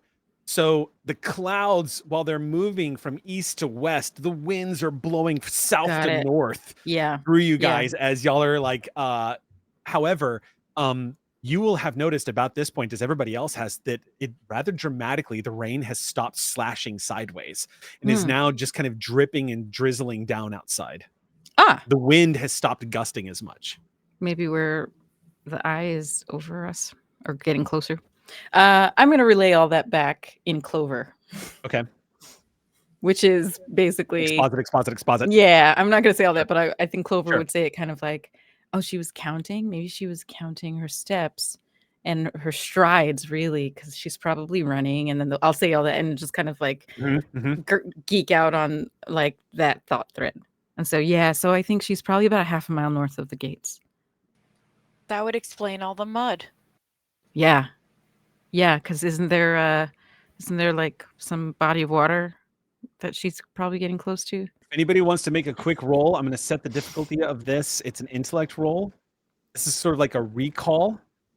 If you want to make a quick roll, I'm going to set the difficulty of it at 2. Yeah. Recall, you said? 15. Yeah. It's like recalling information. Okay. Yeah. I'll see. I got a 15. That'll be a nat 20. Okay. 7. All right. So you need a 6 or better. How did you do? How did you do, Sam? I wanted to ask if I could get an asset on this, and or if a geography skill. might have come into play, Yes. because I suspect this recall is related to something that I got an info dump about You earlier did. today. That's correct. That's Ooh. correct. So go. Yes, I'll give you an asset on that. So you would need that means the difficulty of 1, you need a 3 or better. And does geography apply? Oh, well, Yeah. I mean, I passed, but yeah, so then it would go through either way for skill and asset. The closest thing is the most southern parts of the flats, known as Jaeger Swamp, is directly north of. It's directly north of Silvercreek, and if she is running towards Jaeger Swamp, then it's probably flooded, and that's probably why there's so much mud. And Michael Ian said that the river would rise and start to run over. Yep. So the radius of mud is probably bigger than it usually is, which would account for being roughly half a mile away by step count, but already into mud by terrain count. This is the outside words. And don't we have a big beastie friend in the swamps too? Yes, you do. I would like to see my friend, please. So at this point, for the interest of fairness, that I would like to remind all of you that last game, I told you I was banking that GM intrusion.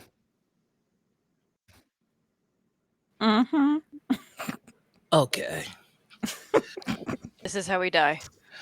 Quick question: does Zach have a good idea of where to start searching with the roll like you said?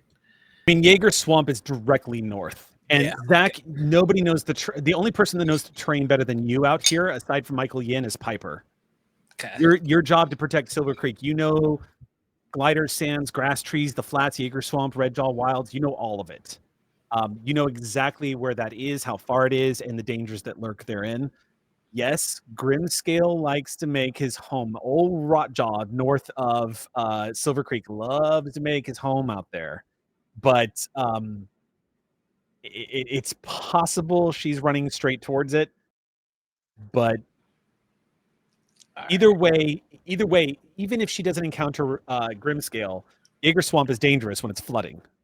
Yeah. But Joe is one of those most intelligent people that has wandered into Silvercreek in a while. Surely she'll probably put 2 and 2 together, being an engineer. Yes, but if she can't plan for it, then she is running into a hurricane. She's hard focus. Like she did not plan for this. No, she just and she doesn't thrive in those situations. So we need to get her now, is what I'm saying. All right. We're going to go retrieve Joe, but there are some things that you need to understand. 1, you were mistaken. I don't think that you are useless. Nobody in Silvercreek can afford to be useless. If you go out there with the understanding that you keep your eyes on me. If I stop moving, you stop moving, and you listen. My success is all of you getting home safely. So, deep breaths. Do you all have weapons? Huh? I have something I can lend you. I'm staying here, but if you want, I have a stun rifle that I use to protect the herds. If anybody wants to borrow it, Does anyone feel inclined to use firearms? I look at Ozzy. 5. Clover. Clover is eyeing it because it's a gadget and it looks cool. it is a gadget and it looks very cool. It looks sleek. It has a white casing all the way down and very faded, purposely faded logos and whatnot on it. You see the logo of Sati on the side of it. It has a caution symbol around the barrel that points in the direction that it needs. You see there's instructions that have been kind of faded and printed on the side of wait 3 seconds for charge. But the most exciting thing for you, Clover, is you can see the pulsating plasmatic energy created on the inside of the clip that looks like at any particular moment. He's just holding it out and going, if anybody wants to use it.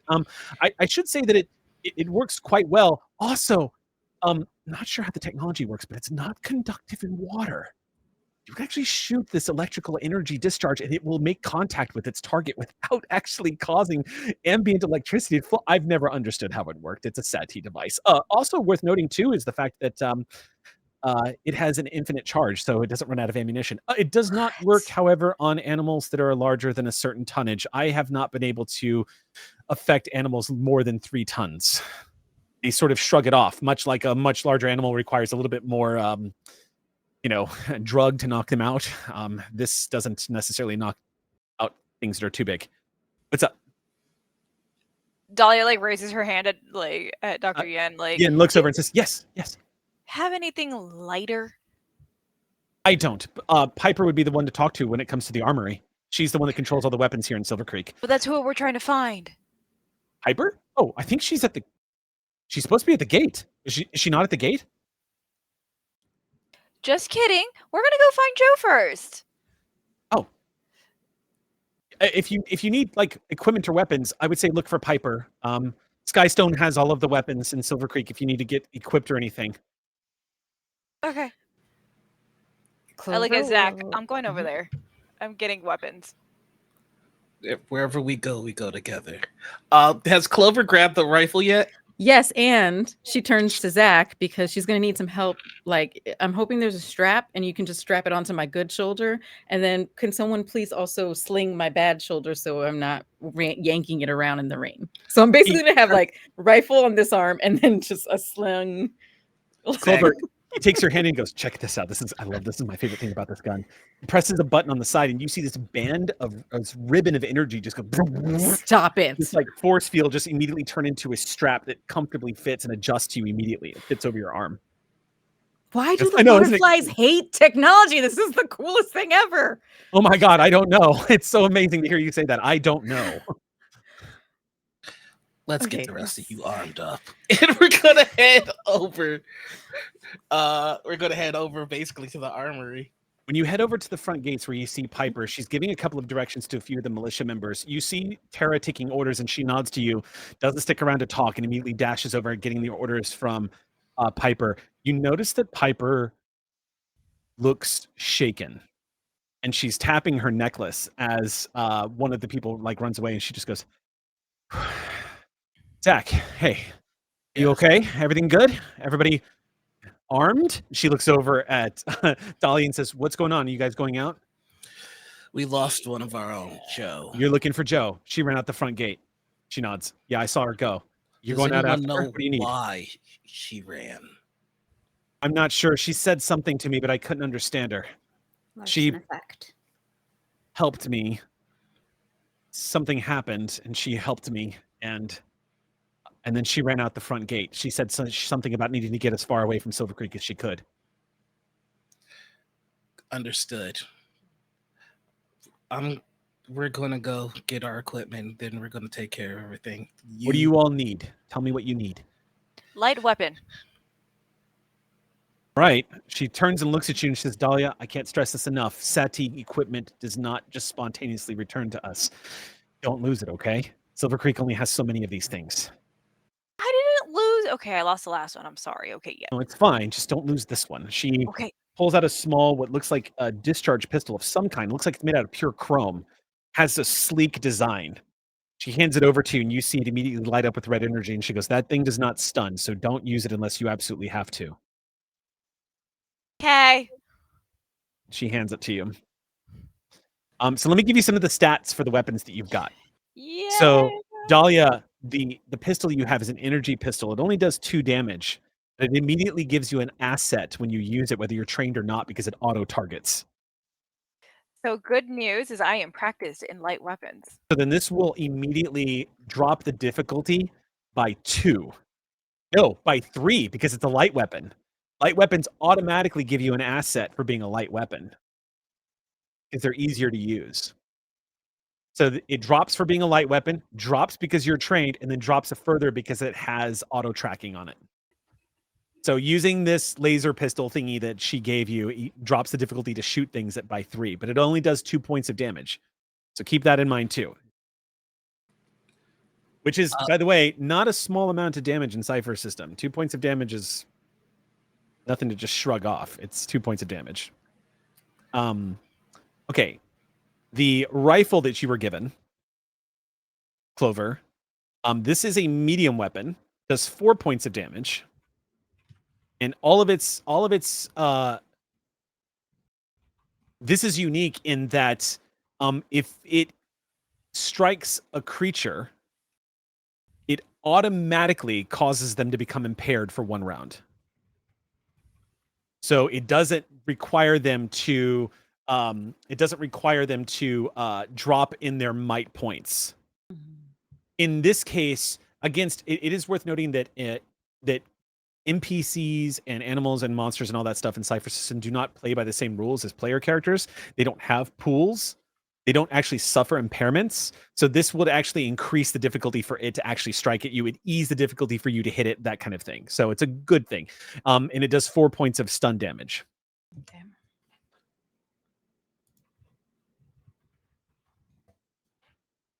That's correct, Ozzy. Yeah, you're right to bring that up. Practice is, I think, different than training. I think what practice means is you don't take penalty for using it. Because I if think you're not, practice is the name of the skill, isn't it? I think so. Oh man. So It's like been you a- have to have that to be. So like I have an inability in like heavy and medium weapons, but I know you can be practiced with light weapons, and that means you have that is the 1 drop. That's correct. So I think there's it makes a distinction between training. So if you're trained in a weapon, it automatically grants you an asset, and then there's specialization. Which is And then I think step down from training is I could be wrong, but I think it's practice. Well, we can figure this out as we go on break. 'Cause yeah, that's in like right now. But y'all are basically going to equip up. So we'll read over the rule just to make sure that we got it down. And you, watchers, viewers at home, if you have a Cypher System core book nearby, you can flip through it and check it out too. Essentially, though, you guys equip yourselves, get all settled in. The rain has slowed down dramatically. As it does, you hear Michael Yin click on the radio and say, "Hey, everyone, I just wanted to contact you real quick and confirm before you head out of Silvercreek. I just wanted to confirm that Clover was right. It looks like we're in the eye. You've probably got about an hour before the storm starts to pick up again. I don't think it's going to be as heavy as it was last time, though. I think it's starting to dissipate, but it's still going to be pretty rough. So if you can get out there and back in an hour, that would be great. Otherwise, you're going to get caught in the wind again." All right. Dahlia lets out a really high pitched whistle, like kind of something that people can't hear, to Mhm. see if Bruno hears it, so that Bruno can try to join her. Okay. Easy enough. Ozzy, Yeah? did you grab a weapon? No. Long pause. Can I convince you to? No. All right. Stay close. With that, all of you jog out north of Silvercreek in search of Joe, who is, from last you recall, is wandering towards one of the most notorious places north of Silvercreek, Jaeger Swamp, a place that apparently was named after the first fool who went wandering up north and discovered that there was a very large scaled creature that claimed this area as its own. We will be back in 10 minutes, y'all. Don't go anywhere.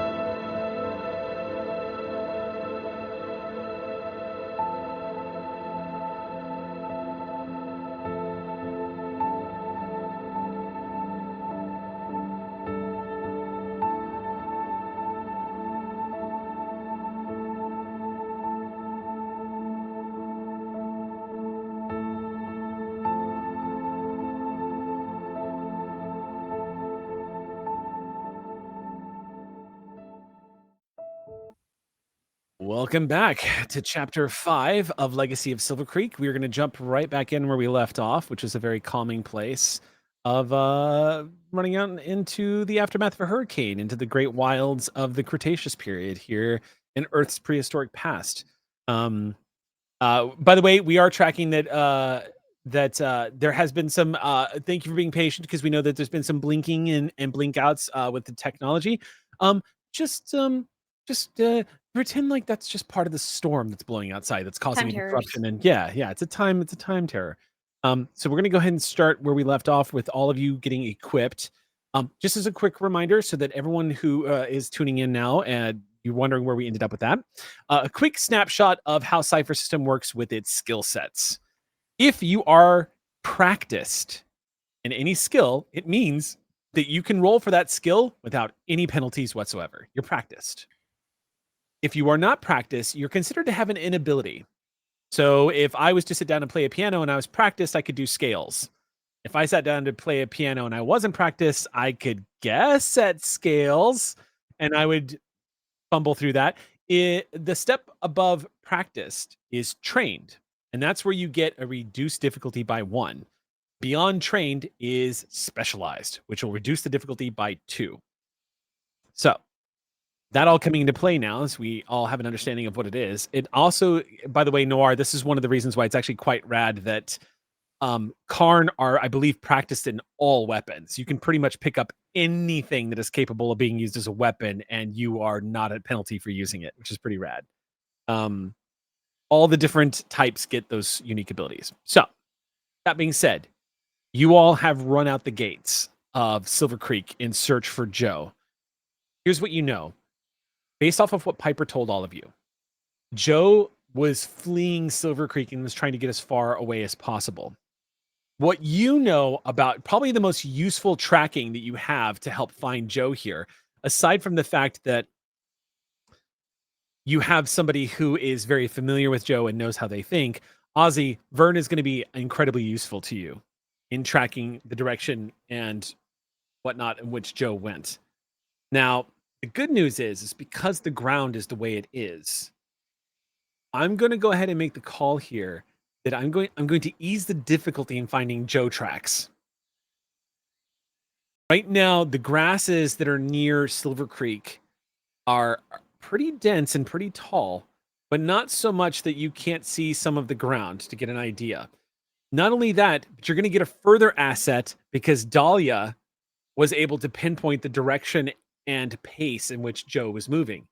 So you're going to get, I'm going to have you guys, anybody who wants to make the roll can make a tracking roll or a survival roll to find, to kind of hone in on Joe. We're going to make that roll now, and then we're going to cut to Joe. What's up? What you got, Dahlia? 2 questions. Did Bruno hear my call? I assume yes. Do we get another point because Bruno's pretty? I mean, you get admiration for the GM, if that means anything.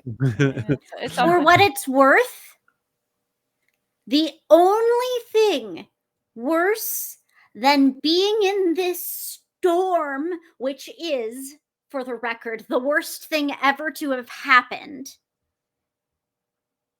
is being left alone in a storm. So yes, Bruno is here. I put a little bit of plastic over Bruno. Okay. You put a little plastic over Bruno. Okay, that's a band name, right? Plastic over Bruno. Just a little raincoat. Mm-hmm. Or orthomimid raincoat. I mean, the poncho worked just fine. Just real tall poncho. Yes. I think I missed a syllable there. I'm going to tip the survival roll here. Are we all rolling? You don't have to, but you can. By the way, the GM intrusion range has dropped back down to 1 at the moment because of the storm. So you are no longer in the midst of a raging hurricane. And if you guys want to all roll survival, you certainly can. It will increase your chances of getting the tracks. The difficulty right now, factoring in the fact that I'm giving you 3 assets here to drop the difficulty, I'm going to set the difficulty at 2. because of all of the skill, the knowledge, and all the stuff you all have coming to bear here. You just need a 6 or better to start tracking and finding direction and speed in which Joe is traveling. I got a 16. So at least one of you is going to find it. Does anybody 13. else? 13? Okay. 17 for Ozzy and 10 to direct Vern. So Vern would have to roll tracking at a trained skill. Okay. Clover just rolled a 10. Okay. And then Vern is looking for Vern's sheet. Where? Oh, there it is. Okay. Vern gets a 9. Okay. Oh wait, but I have stuff in stuff. Yeah, Vern so has it dropped stuff. by 1, so it was difficulty 1. You scored. Yeah. Great.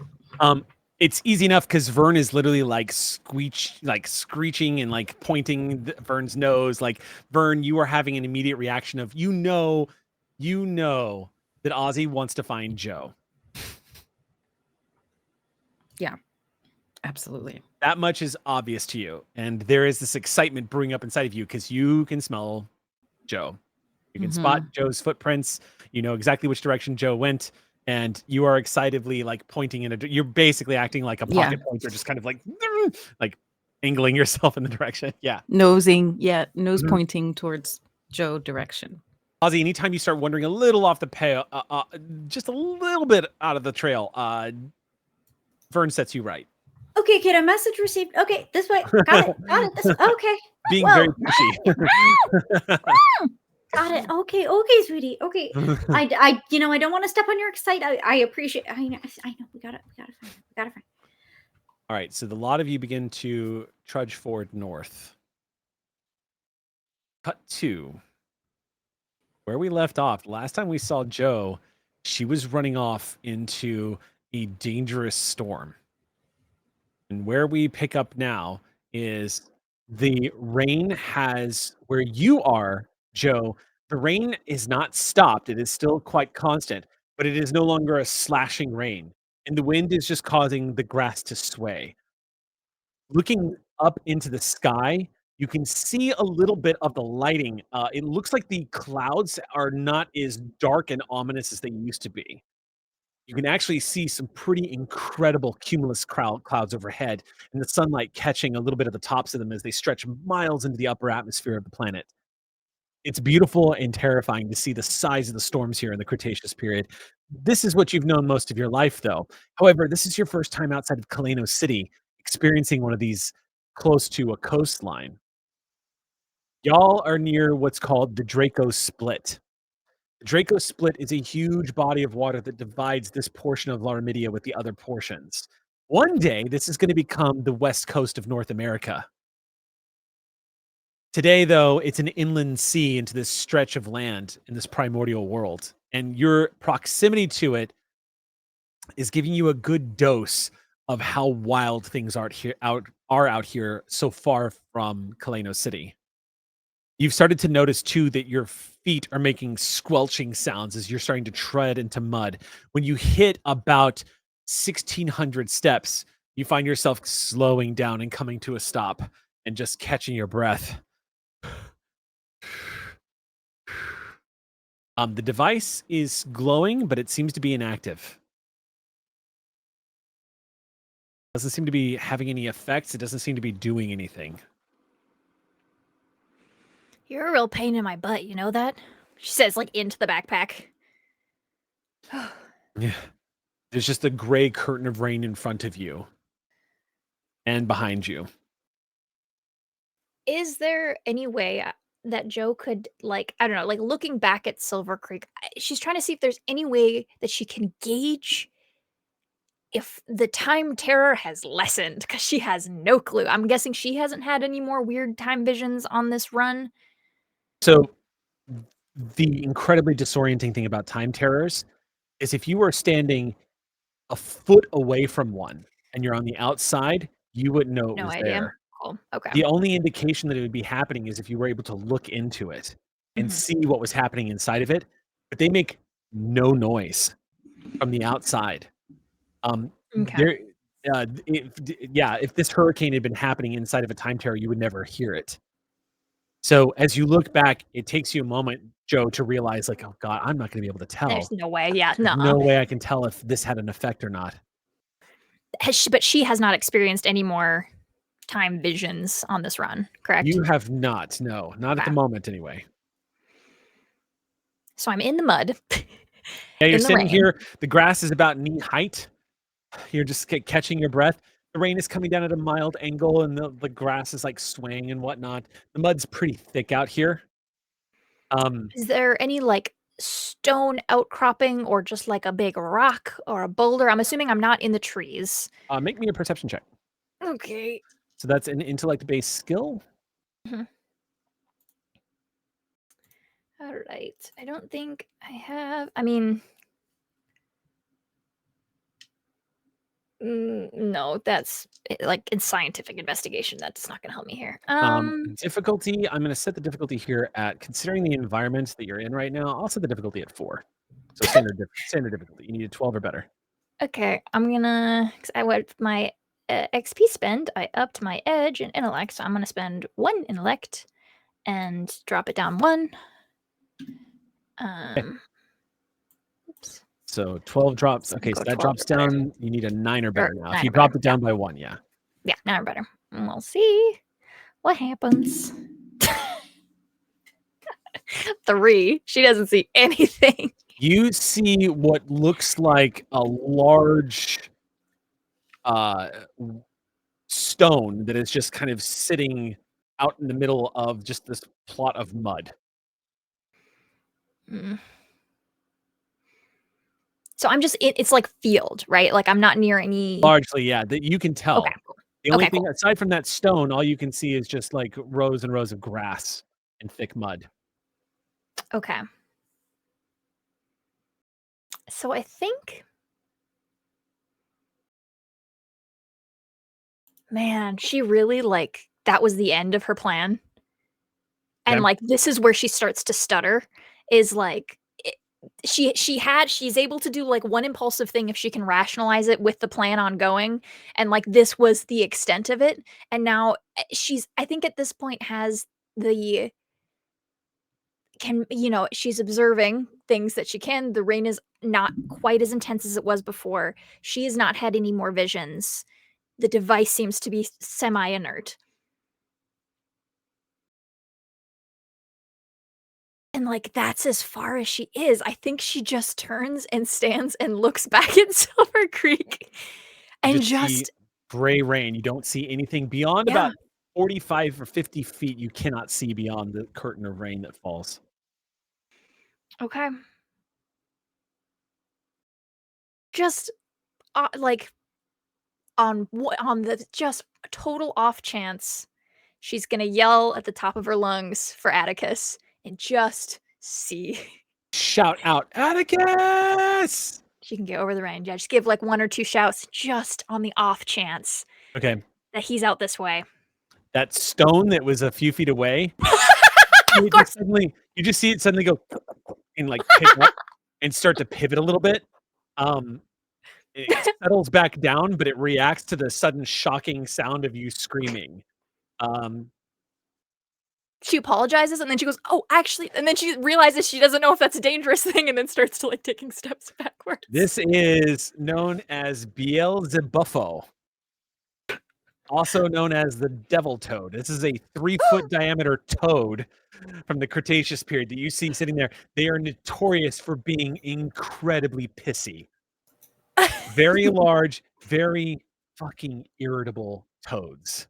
They don't like anything or anyone.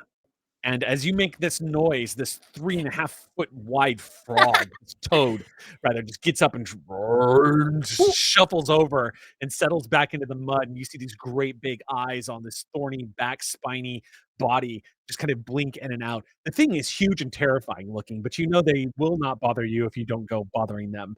From about 10 feet away, it eyes you with irritation. It just seems by its very nature, this 3-foot toad is just annoyed that you're here and watches you. She gives like a double thumbs up and like The movement walks causes the backwards toad. through the mud. The moment you move, Joe, the toad's mouth open and just goes "Brrr," and starts belching out this horribly high pitched. Extremely understandable. Totally my fault. And then we'll just just backwards walking. Being the backwards rock, the combination of both your scream and the bellow of the toad causes the horizon to move. I love this for me. You see a shape, the distant mountain that you saw on the other side of the curtain of rain begin to shift suddenly. And it comes to a stop. You hear a squelching of mud as it shifts a little bit and stops. Joe has not been informed of any specific creatures out in this area, but she does know a big creature when she sees one. You thought that the shapes that you were seeing was the horizon miles away. You realign yourself as it moves, realizing it's probably more like 100 feet away. No, maybe more like 30 feet away. Yeah, with less banter this time, we'll kind of just squelch, squelch.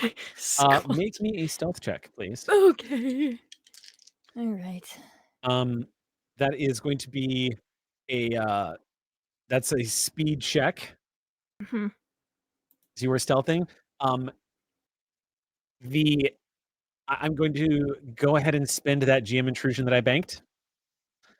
And I am going to increase, because you are squelching through thick mud,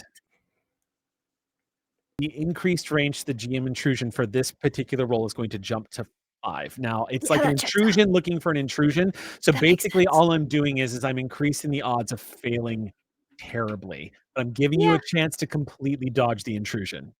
So true. So go ahead and make your roll. Okay, sorry, what's my number? The difficulty of this is this is going to be a very rare instance where I'm not going to tell you the difficulty number. Fair enough. You don't actually know what you're rolling against right now. I Who don't. or what you're rolling against. Okay, So so you let me know if I can do this. I haven't rolled anything yet. I okay. have an ability called Quick Study. Okay. When you take a round to study what's in front of you, gain the facts, you feel more confident that you're about to do the right thing. You Awesome. gain an asset on your next non-combat action. Oh man, was that the time to invoke that ability? Okay, so you're gonna stand completely Yeah. still. Mhm. Okay, I think she realizes it's closer than she thought as she was about to move away, and then stops and is like, "Okay, actually, hold on," and looks. Okay. Freeze. And take a moment to sort of gauge what you're seeing and what the situation is. You catch your breath and hold and just regard the horizon a little bit and take into account the movements that just took place, the sounds that were made, the fact that it was disturbed when the devil toad decided to start making noise after you started making noise. What information does that give you specifically? It's just when I take a round to study whatever's in front of me and gain the facts, I feel more confident that I'm about to gain do the the right thing, facts? and I gain an asset. You gain the facts? Okay. It's just when I take a round to look Which you to were doing. observe and see. Yes. Yeah. Okay. Through some of the haze of rain, the rain of which you imagine is probably working for you and that it is masking some of the movements of your feet and letting you sit here in the dead quiet. You see what looks like what you mistook for distant mountain peaks are in fact the tips of scales along a rigid back of thick hide. As you stare straight ahead, you feel this sort of rising sense of instinctual survival terror. It is, in fact, exactly what you were afraid it would be. Currently, about 30 feet away is an 11,000-pound crocodile. It is calmly laying in a mud bank on the edges of what you must assume must be the Jaeger swamp. It is laying utterly still. You don't know which part of the body you're looking at, but you think it might be the back half section because you're starting to see what looks like a bending appendage. What could be the it's far more likely it's the back leg, because the back leg of a Dinosuchus is just like a modern crocodile, is the one that actually bends down a little bit. The forelegs kind of stretch forward and pull itself forward. You take a moment to sort of assess your situation. If you were behind the back leg, technically, if you move very calmly away and quietly, you should be fine. But as you take stock of your situation, you realize there's no easy way out of this. The mud that you're in is going to risk you being heard. Now, the last thing that you just don't know about is the disposition of Grimscale right now. As crocs tend to be, they can just sort of sit there. It really depends if they fed or not. It's hard to say. Unlike Stripe, Grimscale, from what you remember, last bit of information for you, Grim does not have the same disposition that Stripe does. Stripe is actively trying to kill things it comes across. Grim acts like a giant crocodile. It's an opportunistic feeder. If there is an opportunity for food, it will take it. If it's going to require too much effort, or if it doesn't give a damn, it doesn't move. You're going to find out. How does Grimscale feel today? Okay, so taking her second to actually think and stop moving, she kind of like internalizes all of this, and I want to see if I know I'm like in the middle of a field, but like people have moved through here, stuff has happened, people have died in here. She knows that this thing has killed people. I want to see if I can use, so she has her little like tech kit. I want to Okay. see if there's any way that I could quietly scan for any inert technology around here. And slowly, calmly pull it out while watching this Mhm. mountainous object in front of you in this gray curtain of rain. You pull it out and start tapping on it. You just hear the little clinking sounds as rain is just plinking off the metallic surface of your device. You activate it, and the holographic projections begins to immediately emit a small silent pulse, looking for any signs of energy or technology. You pick up a slight, looks like a very small signature that's approaching you. From the way I came? No, it looks Or like it's the other way? approaching from the west. Okay. Okay, I don't want to use that one. Um, is there any, like, even just metal, like, dead metal, dead tech in here? Like, theoretically, ideally, Yes. on the other side of this creature, that's what I want. Judging from the readings, as you gaze down at it, looks like it might be inside the creature. Oh, shit, that's not what I want. Okay.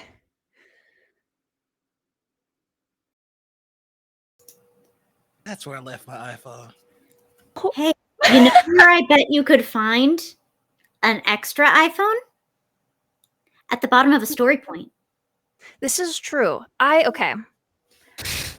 I would like I'm literally there's no point in any of this besides the fact that I've flavored an ability in a really specific way and that I don't want to make it not that. So, I would like to spend a story point, if you would let me, to have some piece of technology near, like, have I been able to gauge where its head is? No, you've only been No, able okay. to see what you make out to be as a portion of its body. Okay. So I want to see if I could spend a story point to have scanned and found a piece of either dead tech or just something metallic that reads as like maybe dead technology on the other side of it in the mud or in wherever. She's going to keep an eye on it of that location, kind of lock in on it in technology. So I've flavored in my mind Shatter. She can only connect with other technology to use Mhm. Shatter. Uh-huh. She's basically going to lock in on it and start to kind of use her to start to stealth backwards. And if any movement, if this thing moves at all, she is going to shatter that piece of technology on the other side of it to keep its attention away from her. Okay. And then book it, but she's going to try to stealth. That's all what that whole look we're looking around. There is no tech this far north of Silvercreek that isn't in the belly of the thing that you're next to right now. I don't want to hurt it. So that's why I was asking if I could story point it. That was the only You reason. could story point to ease something, but in this particular case, there's really Okay. no way unless well,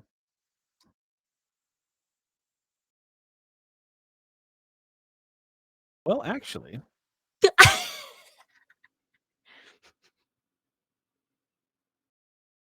I don't know why, but that will actually scare me. huh. Oh, that's why it made me happy. You're right.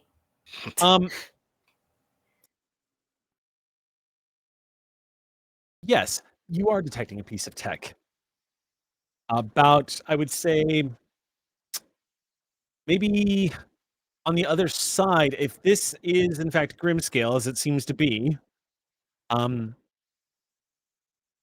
if this is Grimscale, then it's going to be pretty large. You can assume that on the other side of this croc, which is probably about, maybe at least 10 to 15 feet across in its belly area, it's possible that there is something maybe about 40 feet beyond that. You are detecting signs of technology. And not moving, inert, Doesn't appear to be moving. or Doesn't appear to be moving. Does appear to be Okay. inert. It does appear to be inert. Does appear to be inert. It's not moving. Okay. Running on very low power. Okay, well, if it's got power, I don't want to like mess up someone's stuff. That's why she was just looking for dead tech. So, okay. She's going to lock in on something inside, something metal inside of this creature Okay. and try to start moving backwards. If it notices her, she is going to make that piece of technology explode. Okay, so you activate the tech that's inside of it, essentially. Mhm. She's just locking on and only going to explode it if it comes at her in any way. Okay, the moment you activate it, there is a humming sound that you can hear from where you are. It just goes, and the moment that humming sound initiates, you see the girth of this animal suddenly shift as it gets up and starts to move. You take instinctively, you kind of lean back without moving your feet to keep quiet. You kind of lean back as this thing begins to shift, and you hear the squelching sound. As it begins to shift and move, there is a rustle suddenly, a splashing sound that you hear, this like great like crashing of water, just and in that same instance, the devil toad starts just croaking loudly with pure rage and irritation at being disturbed.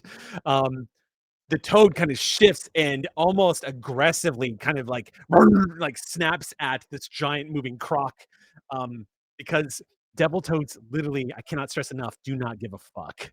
They don't care who or what you are. They don't give a fuck, and this toad reacts accordingly, trying to tell this large crocodile to go fuck itself. As it turns and shifts, as it turns, you see indeed this great reptilian foot start to shove itself forward, and it starts to move a little bit. You see it pushing through the slime and the sludge. As it begins to move, in the same instance, a huge shadow suddenly blocks out the sky in front of you, and you watch in stunned horror as the mouth of a second dramatically larger croc chomps down, crushes down on top of this crocodile that was right in front of you. This creature that bites down on the Dinosuchus that moves must be twice the size. It dwarfs this thing that measured in at 11,000 pounds. This one probably could bite this creature in half. It causes you to freeze in horror as the jaws of this Dinosuchus comes down onto the body of the other one. This croc in front of you reacts immediately, and its tail panicked swishes out, and this gorge wave, tidal wave of mud crashes down on top of you, almost knocking you to the ground and covering you in soil and gunk. Just you hit down into the mud, and for a second you can't see anything as your eyes are completely covered. You hear the most thunderous baritone growl, impossible to mimic as a human being. There's simply nothing deeper or more demonic sounding than the sound of a huge prehistoric crocodile in raged protest as it's bitten. And this is they're, like, in the mud. It probably feels like thunder in the earth, You can like, feel the a vibrations rumble. in your bones Yeah. as these two titans move. The smaller croc, which you assumed, knowing with the knowledge you have, which was a full-grown Deinosuchus, begins to move and just panicked, begins to push itself away, causing a shower of mud everywhere. You cannot make out what's happening. Mm-mm.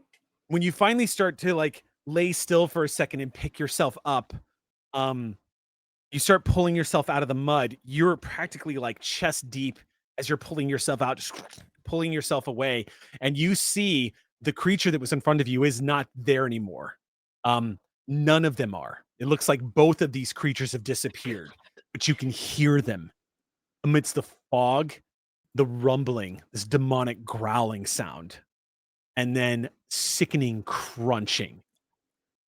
Not the kind of sound that bones make when they crunch. It sounds like huge tree trunks being broken. The size of the creature that's being crushed right now by a creature twice its size. You can say now definitively, you have seen Grimscale. For the brief second that you saw him, the upper part of his jaws closing down on this adult Deinosuchus, nothing in your imagination could grow that big. You saw a titan is all that comes to your mind as you're just kind of like, and then you begin to feel the mud. Yeah. It starts to suddenly, Yep. you start to feel lightheaded suddenly. I need you to make me it's happening all at once. So I need you to make me a physical check here. Okay. This is my next non-combat action, Yeah. so I get an asset. Okay, that's going to technically. help. So the difficulty of this is going to be 5. Oh gosh. So you're going to get an asset that's going to drop it down to 4. Climbing? Climbing is not going to help here. If you Just have throwing any, it up there. yeah, Otherwise, I've got nothing. you got a story point. I do have a story point, which I will use. Thank you. All right, you pop off another story point. This I'm one too is. low on might. Thank you, Kato, for the story point. Thank you. Very much Safety. appreciated. So down to 3, 9 or better. Yeah, that's correct. 9 or better. Okay. Make your roll. I'm gonna have to roll a new character, you guys. That was a 3. Okay, so you start feeling lightheaded suddenly, and it's that type of it washes over you so suddenly that your mind immediately goes, oh no, something's wrong. And instinctively, you're like, I need to take stock. You start pulling yourself out of the mud. When you notice that the darker like slab of this mud that's attached to you, you glance down and immediately, just without any hesitation, emit a terrified scream as you notice that the mud is actually glossy, deep black and kind of coated in this goo. There is a leech the size of your arm has latched onto you, and you see its pulsating body as it has started to latch onto you. The lightheadedness, it occurs to you in that moment Yeah. of terror, is Yeah. blood is being drained from you right Gross. now. You leap Oh, up. This God. thing is probably about 3 feet long as it's attached itself to you. You immediately start trying to pull it off, and you start peeling a little bit, but the creature, it's a leech. Its entire anatomy is designed to attach and not let go. And as you start pulling, you feel the pain of your skin not wanting to leave as you're ripping at it. Hey, I have a lab kit. Okay. Think there's what do you anything do? sharp in there I can just Yeah. try to Yeah. get it to seize and let go? Yep. Yeah, that's what she's gonna You do. thinking quickly, you like reach into your lab kit, you pull it out, you grab the nearest sharp object you've got, and you can you start She's just gonna stabbing at stab this into thing. it and try to get it to seize enough that she can pull it, like, try to rip parts of it off at least. Okay, make your roll, and if you want to spend a story point here to gain an asset to help you. Because again, you guys have got story points to spare. They refresh every Yeah, game. I need it real bad. I'm gonna take it. Okay, so I'm gonna set the difficulty of this thing is again, it starts at 5 because it is a level Okay. 5 beastie. So it's Awesome. gonna drop down to 12. You need a 12 or better, but you're using and you've also got the tool. So I'm gonna say you're gonna need a 9 or better. And what is this? Which stat? It's a strength check. Strength. Okay. Yeah. So you just need a 9 or better. Well, okay. Could I tempt you? Yeah. She has a manual dexterity finesse skill. Like Huh? she is specifically very good with these tools and being very precise. Okay. And like, Yes. could I argue that? Yeah. Mhm. Okay. So down to 2. Yeah, down to 2. You need 6 or better.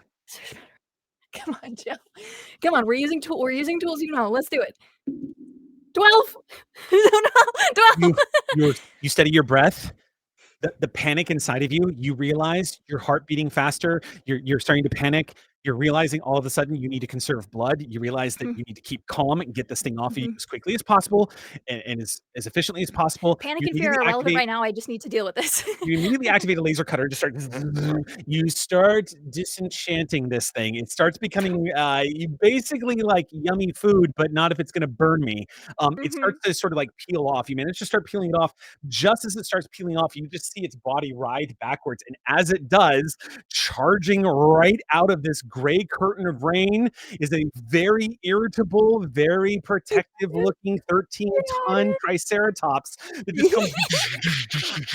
You just see it thudding through, its girth shaking like a rhino as you start pulling this thing off. Atticus, you see Mama's in trouble. Oh. This A thing very large roar comes out. emanates and echoes throughout the entirety of the swamp. I know. Shouting out I as yelled. Atticus just alerts everything within a 5-mile radius. Okay, come that here, I come here. am If we're gonna here. do this, we gotta go. And so she's gonna try to get him to come towards her so she can grab onto his like front horn and like pull herself out of the mud. Okay. And then we gotta go. We can't yell. Like big teeth. Big teeth, The big guy. leech peels right off of you and into the mud, just in time to be introduced to the bottom foot of a very large T-Rex, trike. And the Atticus, the mud is surprisingly squishy and warm for a second. It's very pleasing. As you step down and reach over to Mom, you are lightheaded. You are temporarily impaired. Yeah, okay. You still have your full strength pool. I'm not going to count that against you. It's But- not much. But you are impaired, which means that you are operating. All effort costs 1 extra point, and Okay. rolls of 17 or better only deal 1 + 1 point of damage. You do not get any major or minor effects, even if you roll a crit. So you're just kind of like, you pull yourself up. Yeah. Onto the Pulling back on of Atticus. Atticus's horn to pull herself up, and then she's gonna try to get on Atticus and just get us to go. We just gotta get out of here. Atticus, as she's climbing up onto your back, your instincts start to fire off. Every instinct in your body as a trike, as a creature native to the Cretaceous period, the way animals just know a predator is nearby, you feel that stiffening sensation that you are being watched, that something dangerous is nearby. Just as she pulls herself up onto your back. We gotta go, buddy. You hear the steam just like and like the rest of the legs moving. You just see Atticus like just wading through like the mud and Yeah. You holding on to the crest of Atticus, you pull yourself up just in time. Atticus, you and your mama at the same moment see suddenly emerging from the rain the great head of a croc just rush up onto you. Just you guess in that moment, Joe, the head of this croc might be close to 15 feet in width. You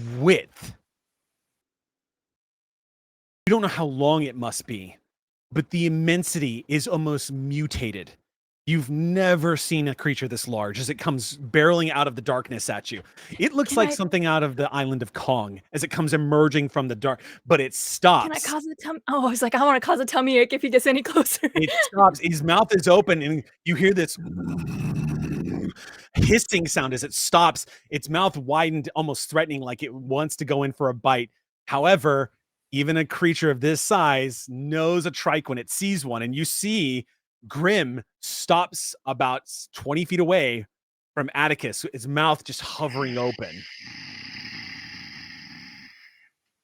Atticus does have the intimidate feature. Go ahead and how do you use that? You want to make the roll? Let's see. Well, I think it's actually. I think Atticus just provides like an asset to an intimidation check. I cannot intimidate this thing, so I don't So think. what it would do is you would roll as if you were making an intimidation check, and you would use Atticus as a bonus to it. So if you want to try to dissuade Grim, because perceivably it might be possible Grim may have just had a meal. It's possible that Grim had a meal.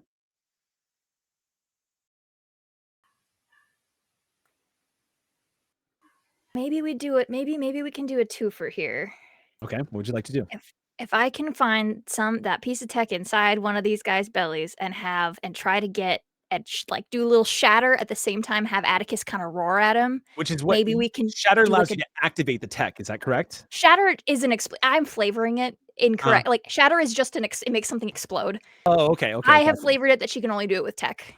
Okay, cool. Gotcha. That is why I'm being difficult for myself. That piece of tech is still in the swamp about 40 feet away from you. You have to assume that Grim is probably on top of it or next to it.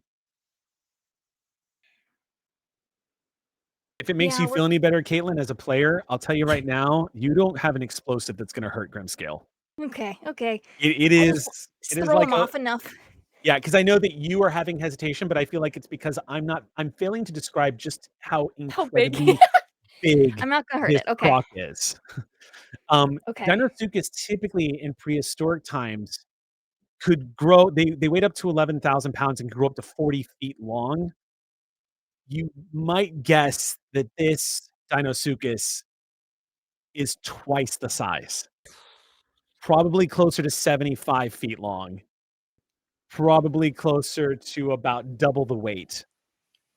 I'm trying to solo Godzilla over there. I don't want to. I'm trying to get away. Okay, But so it looks like Grim has been held off because that ornery ancient old man of a trike is standing its ground and is pretty much acting like the devil toad of dinosaurs right now. Honestly, you see Atticus, like he can feel that you're like unsure of what to do, and you kind of start to feel Atticus drop into like a stance. It's gonna get ready to headbutt if you don't say anything. Atticus's head kind of dips low. You can see Atticus isn't acting out of fear. You can tell. You're friends with Atticus. You've known Atticus for a while. Atticus is getting pissed off. She's gonna do so. Like I've said previously, that a lot of her communication with Atticus is like via his like frill, like either gentle leading, like with a horse, and I think the hands over the top of the frill, and like obviously, again, she cannot move him, but like the pressure back is like no, but she's gonna encourage him to be scary and like growl, and then she's going to shatter that piece of technology at the same time and try to just get one intimidation, one like two-sided like boo, like get out of here, like shoo. Okay. Leave us. We're not worth it. That's her goal. Okay, you shatter the piece of tech. There is a brilliant flash of bluish white light that suddenly emanates from the swamp. It causes Grim's head to suddenly jerk to the left. When Grim's head jerks to the left, Atticus, you see an opening. Oh, God. You see an opening because that mouth isn't facing you anymore. Oh, it's headbutt time. Okay. Oh, God. Atticus, just off of pure instinct. So I need you to make an animal handling check here, Joe. Okay. Because it's like one of those instances where the angry dog isn't going to follow you, but then you make the mistake of turning your back on angry dog, or like maybe running from angry dog, and now angry dog's predator instinct activates and it wants you to fuck off. Like Atticus is absolutely in oh, see, you're scared of me, bitch. Like I'm gonna come so She's go like, ahead. no, you were supposed to growl, old man. I know it's loud. Okay. It's base 3. Is this harder? Base 3. No, I'm gonna say it's just base 3. Okay. So you need a 9 or better. I'm gonna spend 1 to drop it 1 more. And then you're like, Atticus, no. No. You don't know what I just saw that thing do. Okay. Wait, so I'm impaired. Does that affect this? It means that anything you spend costs an additional point. Okay, so I have to spend an extra. So if you have to spend an additional point out of your pool, and it also means that if you roll a 17 or better, you do not get a major or minor effect. Yeah. 15. 15. Atticus, it's not like it's not, Atticus doesn't necessarily obey. Atticus, it's more of just like you hesitate because Mama's trying to tell you something. However, Atticus's sudden, like almost like desire to rush. The half You rush. see Like a feint. Grim doesn't want that.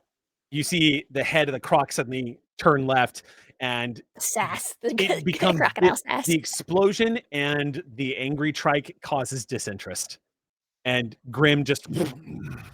But what's incredible is in that moment you kind of exhale as you see the size, because you can only see the head coming out of the rain.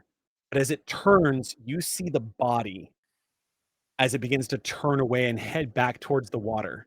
You see a mountain of scale just twisting, the muscle, the legs as it turns and starts heading back towards the swamp. You've never seen a predator this large before. Nothing you have ever seen on land moving this big as it kind of swerves. Thankfully, counting your lucky stars that it does not have the same disposition as Stripe. It becomes disinterested and begins to, you hear it squelching back into the swamp. Curiously enough, though, the explosion of that energy and the tech in the swamp doesn't stop. You see for a split second, Joe,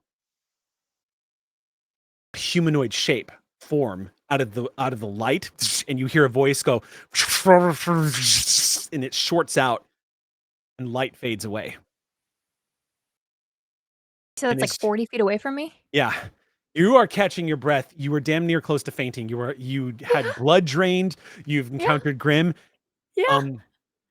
As all of this is happening, something else is coming. Oh God.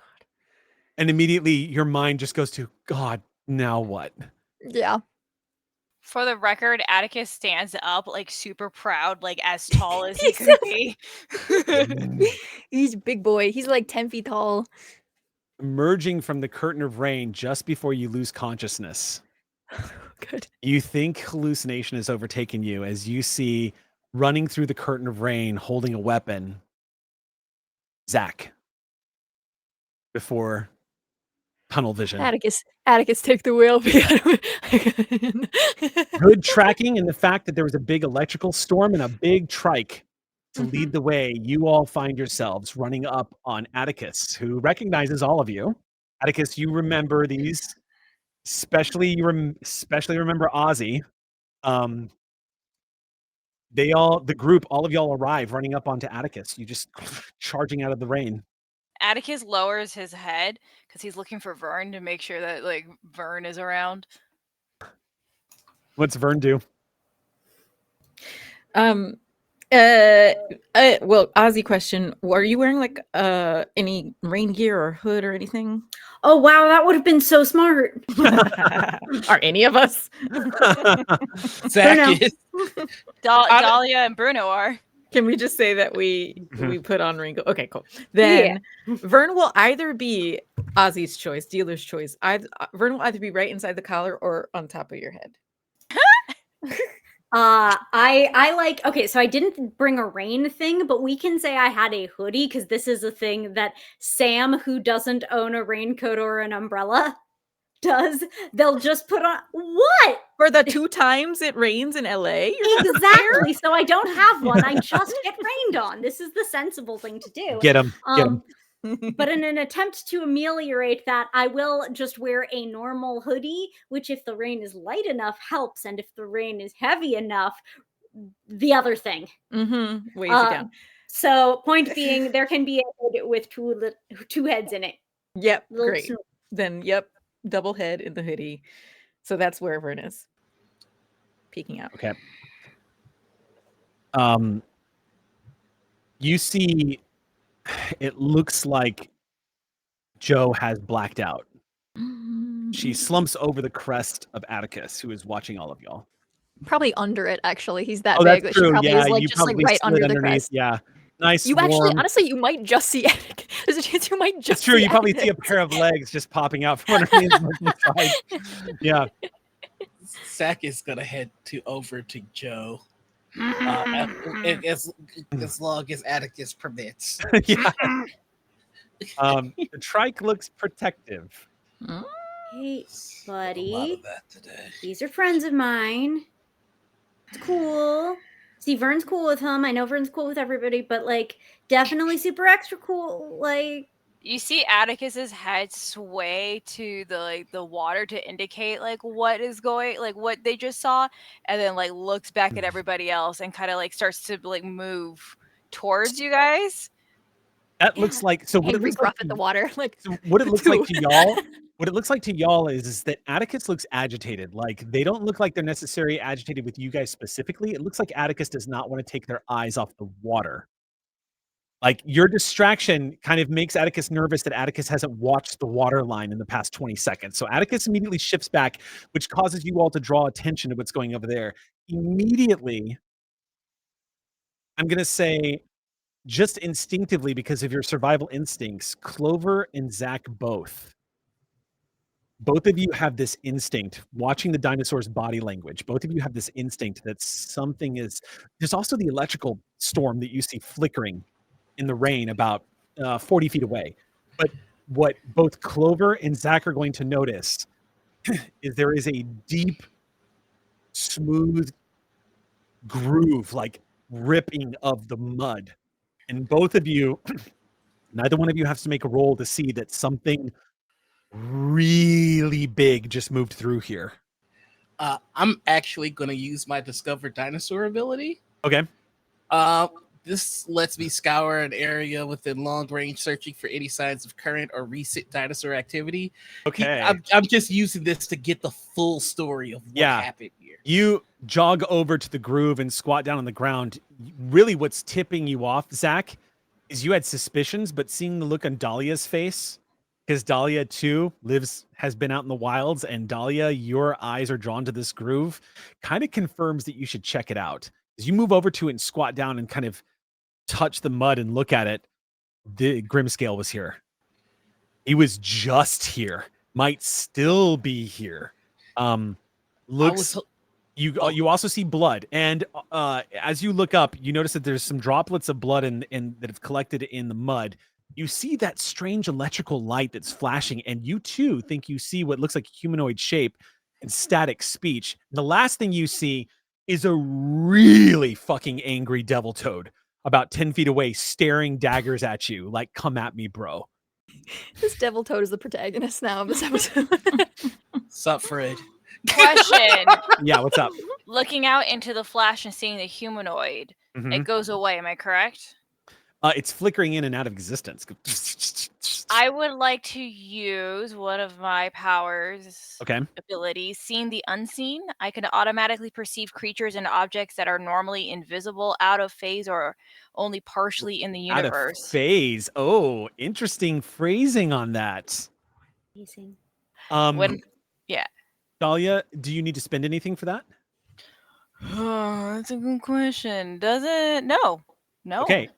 Your head kind of cranes to the right because whereas everyone else is seeing a flickering image, you see a person saying something, not flickering in and out. You see someone is standing there like a holographic projection of somebody. You are in an almost like dreamlike state as you kind of start wandering closer and closer to it. You walk right past this really angry devil toad that turns and in protest. I mean, a 3-foot devil toad is terrifying unto itself, but as it turns, it doesn't go at you. Instead, it just screams at you in protest and then turns back to Zach. You move up to this thing, this flickering image. You see the humanoid shape. And squinting, you lean forward. It's saying something, but you can't see what it's saying. But you're 100% sure it's you. It looks like a holographic projection of you.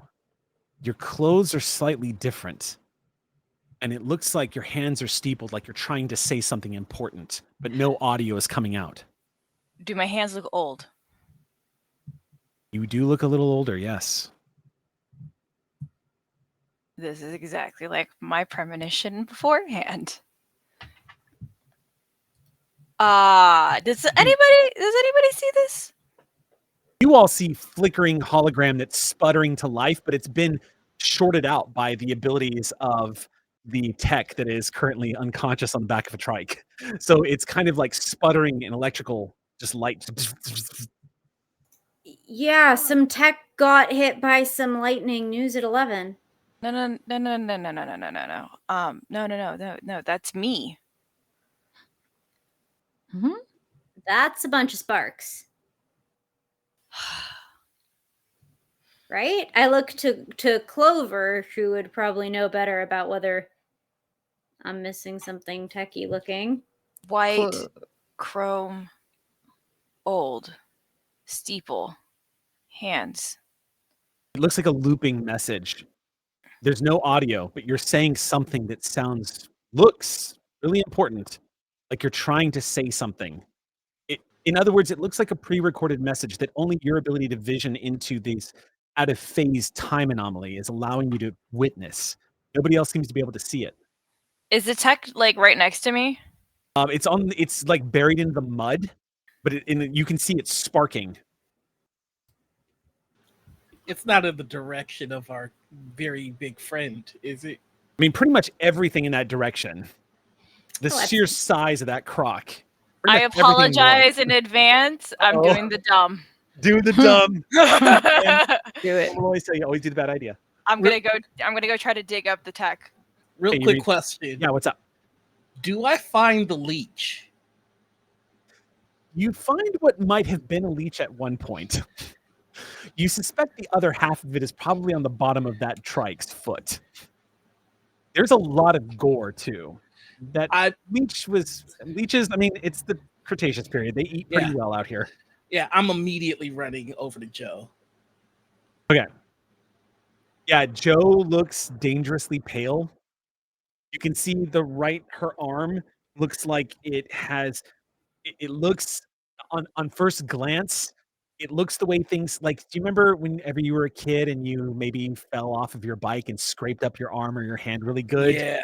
And it leaves that awful burn on like your skin, that dark red and blood spots everywhere. That's what you basically see all up and down Joe's arm.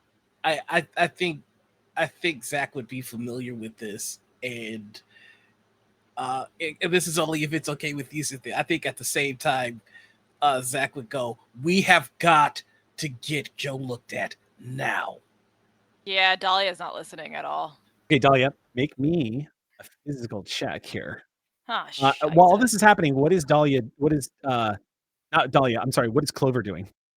Yeah, Clover was also checking out that holographic thing, only seeing weird blips and glitches and sparks.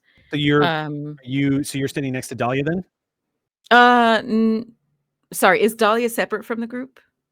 Yes, Dahlia has approached the object that you're talking about and is about to try to withdraw it from the mud. No, I think I would have been more focused on Joe and the trike. So no. Okay, so you're doing that then. Okay, so you're just kind of sitting back and watching everything unfold. I think actually no, I'm probably going to head to the trike to check on Joe.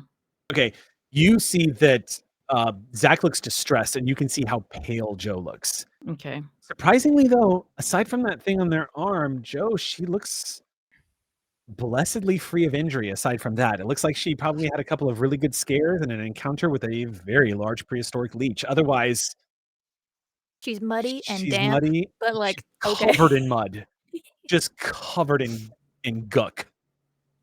The rain is taking care of some of it, but she's going to need a shower. Okay. And also, yeah, not to become hypothermic in this cold, wet place. A fair point. That's what Zach's worried about. While this is all happening, Ozzy, you can't help yourself. You're also watching. All of your concern is on Joe, but you cannot help constantly glancing over and watching Dahlia. What she's interacting with is, you can't explain it, but there's this pull, this bizarre familiarity that you can't explain. Joe, you glance back at her to see how she's doing. It looks like Zach is like, we need to help her.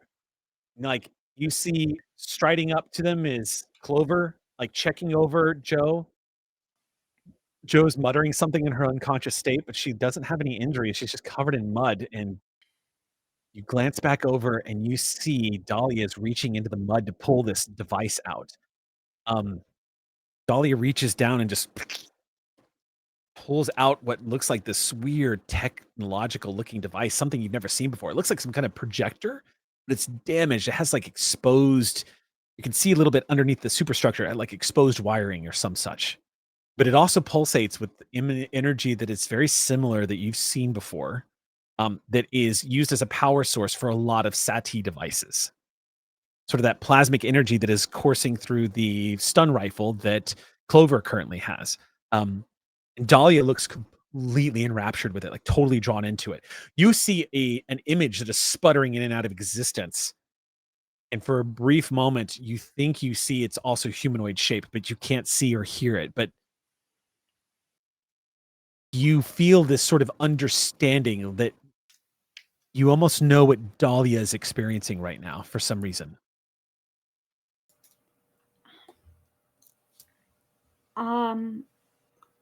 The glow to it looks like SATI tech.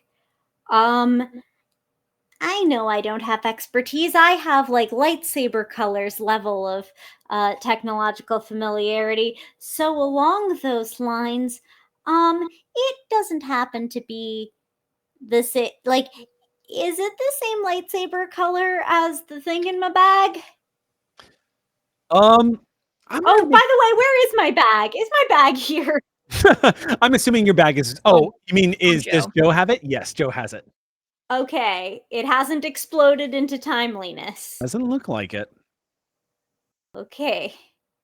Go ahead and make me, if you want to make an intellect check. Dahlia's holding this thing up in front of her, and she is totally taken in by it. Is the thing she's Technology. So any like tech identification or anything like that you could use to find out. Oh no, I asking the question would give me too much information. So Okay. I will tell you that I'm trained in learning something new and I have an inability in noticing dangers, and I'm going to roll a die now. Okay. Roll a die And now. I don't need to know anything else. Okay. Very good. Roll a die. It's Tell like, me what it rolls. How do you make someone ask if there's a notice if you don't know yet? Right. I'd be denied something beautiful. Oh, okay. Well, that's a 3. So whatever that is. Okay. Okay. Is that a key of intrusion? It's not stormy right now. Not right now, because y'all are still Okay. not in the storm yet, and it's not a stealth roll to avoid Grimscale. So Oh, good. Oh, good. yeah. Instead, you find yourself just completely drawn in like a moth to a flame. You can't look away. Whatever Dahlia is doing, it's what's haunting you right now, Joe, is that you, or not Joe, Ozzy, what's haunting you right now, Ozzy, is you don't understand what is it about this that's so important to you. But it's enough that you track how your instinct is, yeah, Joe's fine.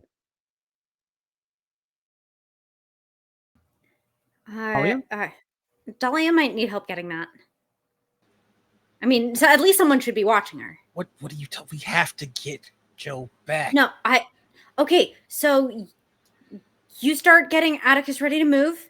That's gonna take a minute. Trust me. I'm just gonna keep you. You don't want Dahlia to be unsupervised.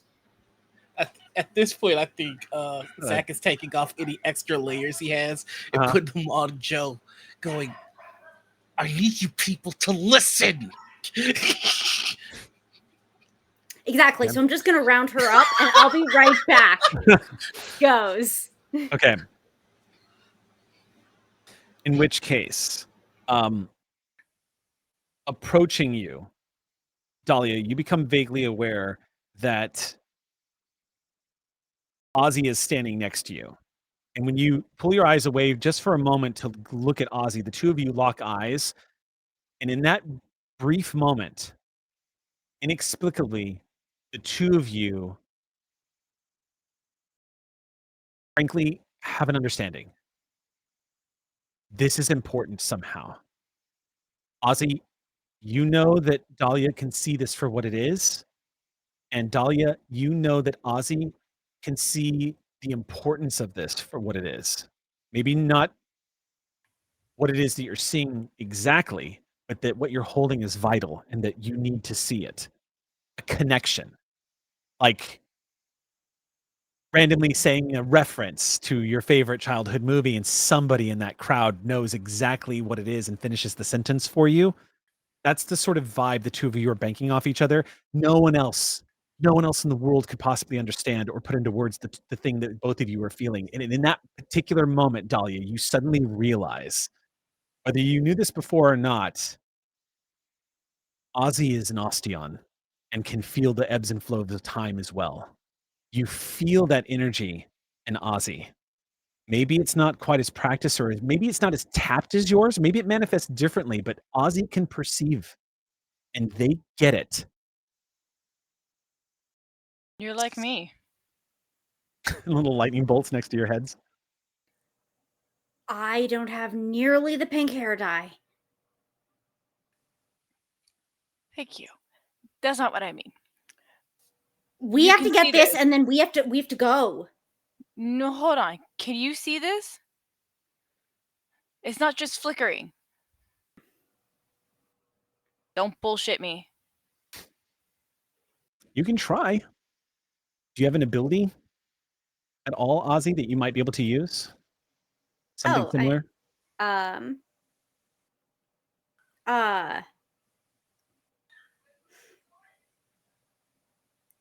Maybe. I don't know. Lovely. I feel like as somebody who is slick, I should have something to combat this. Possibly. I mean, the one thing I would say is, first of all, you know Ozzy.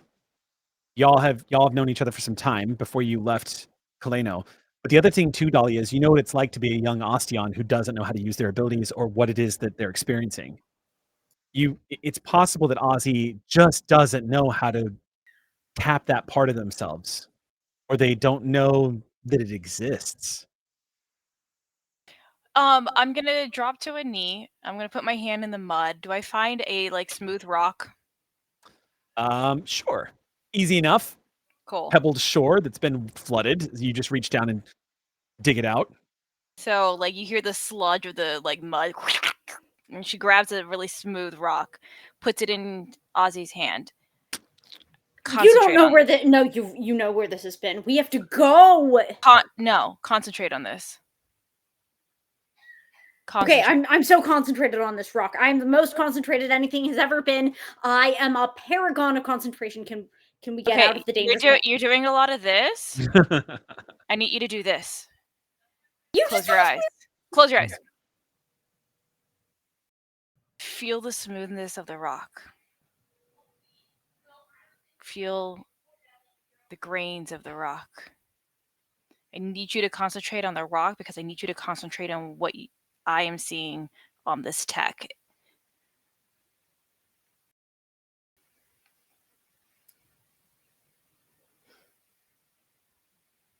Okay.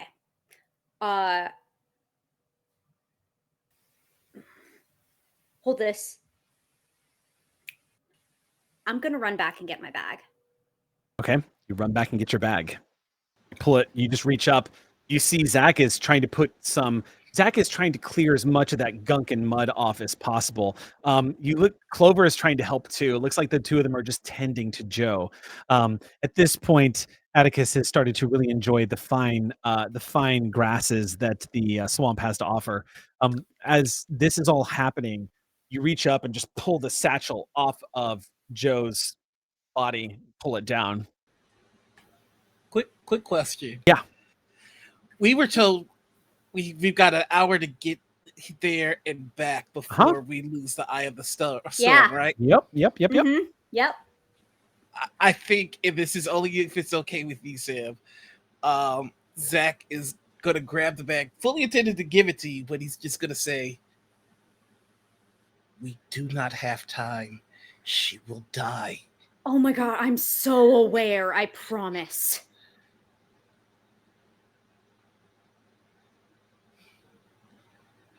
I will leave you both. Hope you won't, but wouldn't blame you. Whatever you're doing, please make it fast. I am begging you. Okay. All right. You move back over to Dahlia. Really quick. Yeah. After Ozzy goes away with the bag, I will turn to Zach and say, maybe you two should go ahead with Atticus. I can stay behind and protect them. I have a weapon. Grim I was know. just here. I know. They're really caught up in something. They're not going I to leave am soon. supposed to protect all of you. Well, I mean, you can't. I mean, you can, but you can't. So you need to kind of cut your losses. Maybe you two just go. She needs attention right now, so just go. Karn, do not cut their losses. We exist to bleed and die for everyone in Silvercreek. If I lose one of you, Okay. Do me a favor real quick, just as a flat roll here.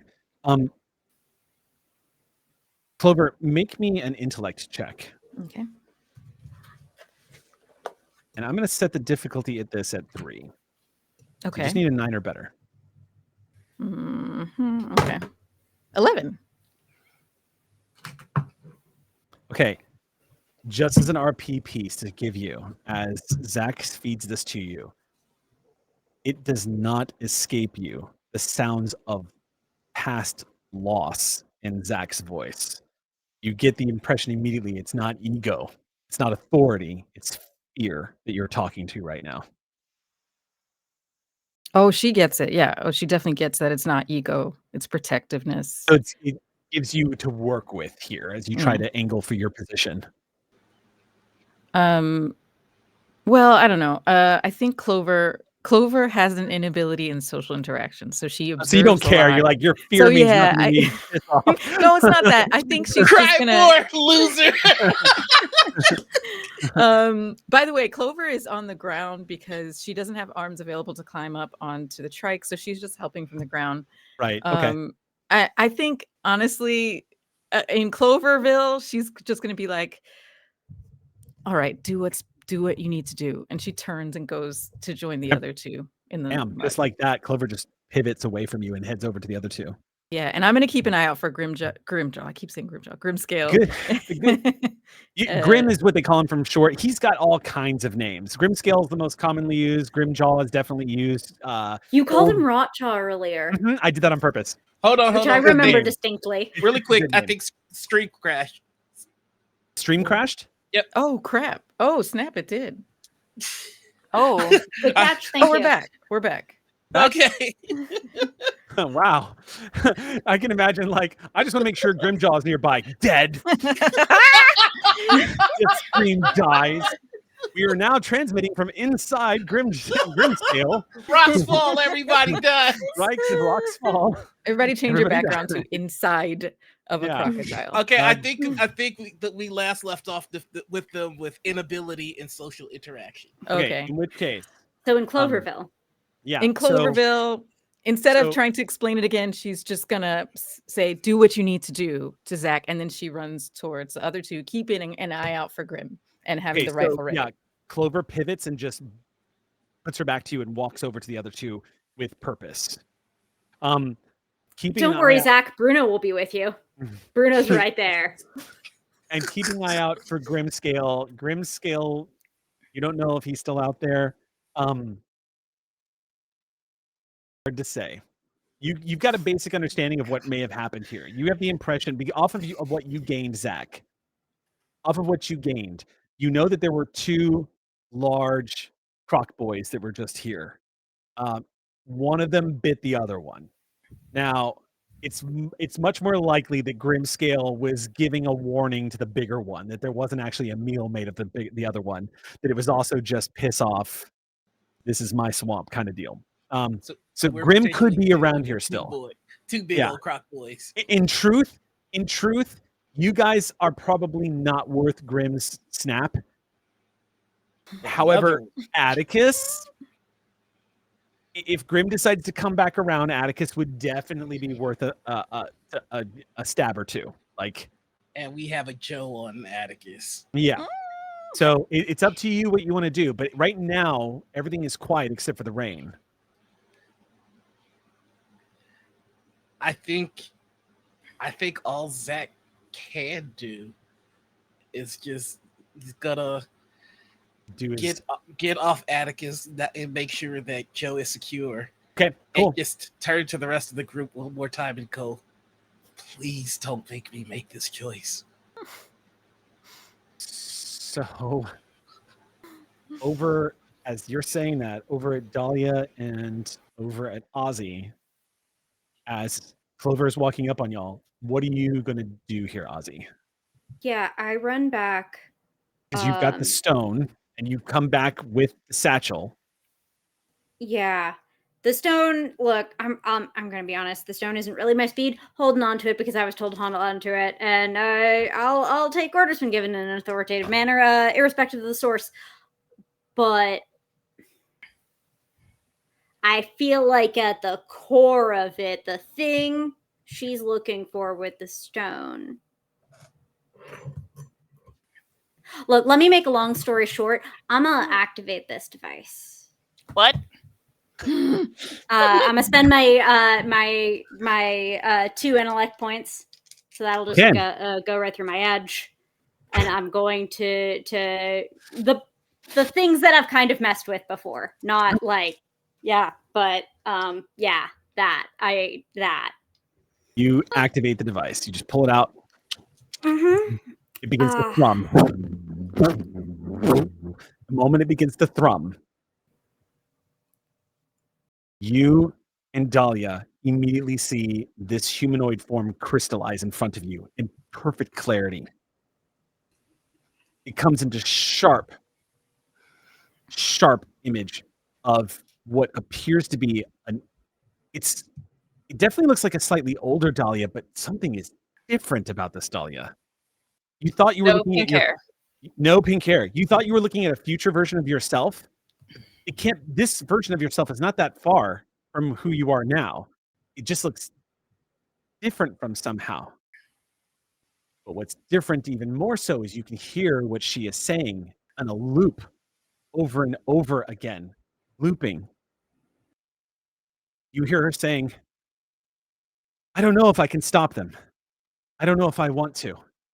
If they succeed, they save Silvercreek. Click. I don't know if I can stop them, but I don't know if I want to. If they succeed, they save Silvercreek, and it continues to loop. And that is where we leave chapter 5. Oh, sheesh. I'm in trouble. Just like that. Oh, man. This is fine. So I think this is going very well. I'm going to award everyone for, as this is like bringing, this next chapter is going to be the tail end of the storm. So as we bring this down, I'm going to go ahead and award everyone 3 XP as we start wrapping the, good juicy XP. Also, there was just a lot of discovery tonight. A lot of uncovering some mystery, a lot of unlocking more mystery, a lot of survival roles, and a lot of great role play. So 3 XP. That might get y'all, some of y'all might be actually inching towards getting to the next tier now, right? You guys should have been at least unlocked 2 of the, you should have 2 advancements by this point, correct? This would allow me to get my second advancement. Okay, great. Yep. Perfect. That's exactly right. Yeah. Good. Cool. All right. Yeah, same. Well then, we're going to pause here. We will be back next Monday night for chapter 6. Thank you, everyone, so much for braving the terrible weather, the hurricanes, the devil toads, and the crocs to journey with us through the Cretaceous. We'll see you 66 million years from now. Have a good night.